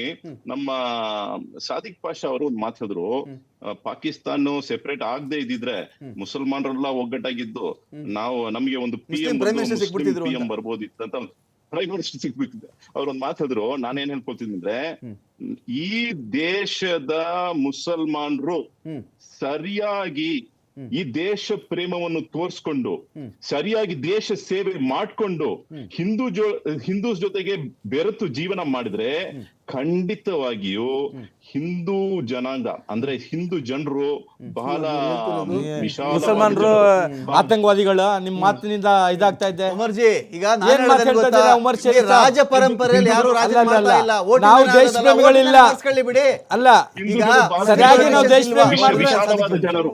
ಈಗ ಬಹಳ ವಿಶಾಲವಾದ ಜನರು. ವೋಟ್ ತಗೊಳ್ಳಿ, ಎಂಪಿಗಳ ಬಲ ತಗೊಳ್ಳಿ, ಪ್ರೈಮ್ ಮಿನಿಸ್ಟರ್ ಆಗ್ಲಿ, ಯಾರು ಬೇಡ ಅಂದ್ರೆ ಇವ್ರಿಗೆ?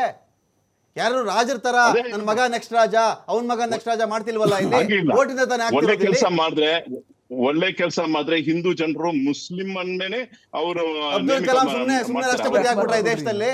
ಅಬ್ದುಲ್ ಕಲಾಂ ಸುಮ್ನೆ ರಾಷ್ಟ್ರಪತಿ ಆಗ್ಬಿಟ್ರಿ ದೇಶದಲ್ಲಿ? ಒಳ್ಳೆ ಮನುಷ್ಯನಾಗ್ಬೇಕು. ನಮ್ಮಲ್ಲೇ ಸ್ವಲ್ಪ ಜನ ಒಳ್ಳೆ ಇದ್ದಾರೆ. ಮನುಷ್ಯನಾಗ್ಬೇಕು. ನಮ್ಮಲ್ಲೇ ಸ್ವಲ್ಪ ಜನ ಇದ್ದಾರೆ. DNA ಅಲ್ಲಿ ಹಿಂದೂ ಇದೆ ಅಂತ ಹೇಳವ್ರೆ. ಅವ್ರಿಗೆ ಕೇಸರಿ ಹಾಕಕ್ಕೆ ಏನು ಅಭ್ಯಂತರ ಇಲ್ಲ ಅಂತ ಹೇಳವ್ರೆ. ಅವ್ರಗಳಿಂದ ಬರೋ ಮಾತುಗಳಿಗೆ ನಾವು ಧರ್ಮಾತೀತ ಜಾತ್ಯತೀತ ಮಾತೆ ನಿಮ್ಗೆ ಆಗಲ್ಲ. ಆಗ್ಲಿ ಕೋಮಿನ ಮಾತೆ ಮಾತಾಡ್ಬೇಕು ನಿಮ್ಗೆ ರಜಾಕ್. ಹಂಗಾದ್ರೆ ಸಾಮರಸ್ಯದ ಮಾತಾಡಬಾರ್ದು. ಸಾಮರಸ್ಯದ ಮಾತಲ್ಲಿ ನಾವು ಗುಲಾಮ್ರ ತರ ಇದೀವಿ ಅಂದ್ರೆ ನಾನು ಒಪ್ಕೊಂಡ್ಬಿಡ್ಲಾ? ನಾನು ಒಪ್ಕೊಂಡ್ಬಿಡ್ಲಾ? ವ್ಯವಸ್ಥೆಯಲ್ಲಿ ಗುಲಾಮಗಿರಿ ಶಬ್ದವೇ ಇಲ್ವಲ್ರಿ. ನೀವು ಊಳಿಗೆ ಮಾನ್ಯ ಪದ್ಧತಿ ಕಾಲ ರಜಾಕ್ಜಿ, ಊಳಿಗೆ ಮಾನ್ಯ ಪದ್ಧತಿ ಕಾಲದಲ್ಲಿ ನಾನು ಗುಲಾಮನ್ ತರ ಇಲ್ಲ ಇಲ್ಲಿ. ಊಳಿಗೆ ಮಾನ್ಯ ಪದ್ಧತಿ ಸಂದರ್ಭ ಬಂದ್ರೆ, ಊಳಿಗೆ ಮಾನ್ಯ ಪದ್ಧತಿ ಕಾಲ ತರ ಮಾತಾಡ್ತಾ ಇದೀರಿ ನೀವು. ಯಾರು ಗುಲಾಮರಿಲ್ಲ ಇಲ್ಲಿ. ಸಂದರ್ಭ ಬಂದ್ರೆ 20 ಲಕ್ಷ ಜನ ಮೋದಿ ಅವ್ರ ಪ್ರಧಾನಿ ಆದ ನಂತರ ದೇಶ ಬಿಟ್ಟು ಹೋಗವ್ರೆ. ಸಿಟಿಜನ್ಶಿಪ್ ಇದು ಮಾಡ್ಬಿಟ್ಟು. ಅಲ್ಲ, ಡುವಲ್ ಸಿಟಿಜನ್ಶಿಪ್ ತಗೊಂಬೋದಲ್ಲ. ಹಂಗ ಹೇಳಿದ್ರು ರಿನೌನ್ಸ್ ಮಾಡಿದಾರೆ ಅದನ್ನ, ಅನೇಕ ರಿನೌನ್ಸ್ ಮಾಡಿ ಹೋಗಿದ್ದಾರೆ ಅದನ್ನ. ಇವತ್ತು ಆ ಮಾತು ಹೇಳಿದ್ರೆ ಸರಾಸರಿ ತಪ್ಪಾಗುತ್ತೆ.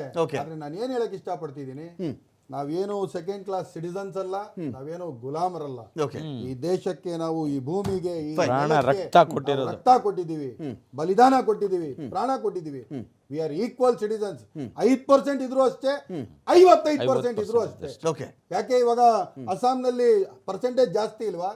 ಅಲ್ಲಿ ಹಬ್ಬಗಳಾಗ್ತಾ ಇಲ್ವಾ? ಥ್ಯಾಂಕ್ ಯು ಅಬ್ದುಲ್ ರಜಾಕ್ ಅವರೇ, ಥ್ಯಾಂಕ್ ಯು ಸಾದಿಕ್ ಪಾಷಾ ಅವರೇ, ಥ್ಯಾಂಕ್ ಯು ಉಮರ್ ಶರೀಫ್ ಅವರೇ. ಈ ಗಲಭೆಗಳು ಅನ್ನೋ ವಿಚಾರದಲ್ಲಿ ಯಾರ್ಯಾರು ರಾಜಕೀಯ ದಾಳಗಳಾಗದೇ ಇರಲಿ, ಧಾರ್ಮಿಕ ವಿಚಾರಗಳು ಧರ್ಮದ ಚೌಕಟ್ಟಿನಲ್ಲೇ ನಿಂತ್ಕೊಳ್ಳಿ. ಧರ್ಮಗಳ ನಡುವಿನ ದ್ವೇಷ ಬಡಪಾಯಿ ಮಕ್ಕಳನ್ನು ಬೀದಿಲಿ ಹೆಣ ಹಾಕುತ್ತೆ ಹೊರತು ಕಿರೀಟ ಇಟ್ಕೊಂಡಿರೋರಿಗೆ, ಉಪ್ಪರಿಗೆ ಮೇಲವ್ರಿಗೆ ಅದೇನೂ ಮಾಡಲಾರ್ದು. ಹಾಗಾಗಿ ಹುಷಾರಾಗಿ ಇರೋಣ ಇಂಥ ವಿಚಾರಗಳಲ್ಲಿ ಸೂಕ್ಷ್ಮವಾಗಿ ವರ್ತನೆ ಮಾಡೋಣ ಅಂತ ಹೇಳ್ತಾ ಡಿಬೇಟ್ ಮುಗಿಸ್ತಾ ಇದ್ದೀನಿ. ನಮಸ್ಕಾರ.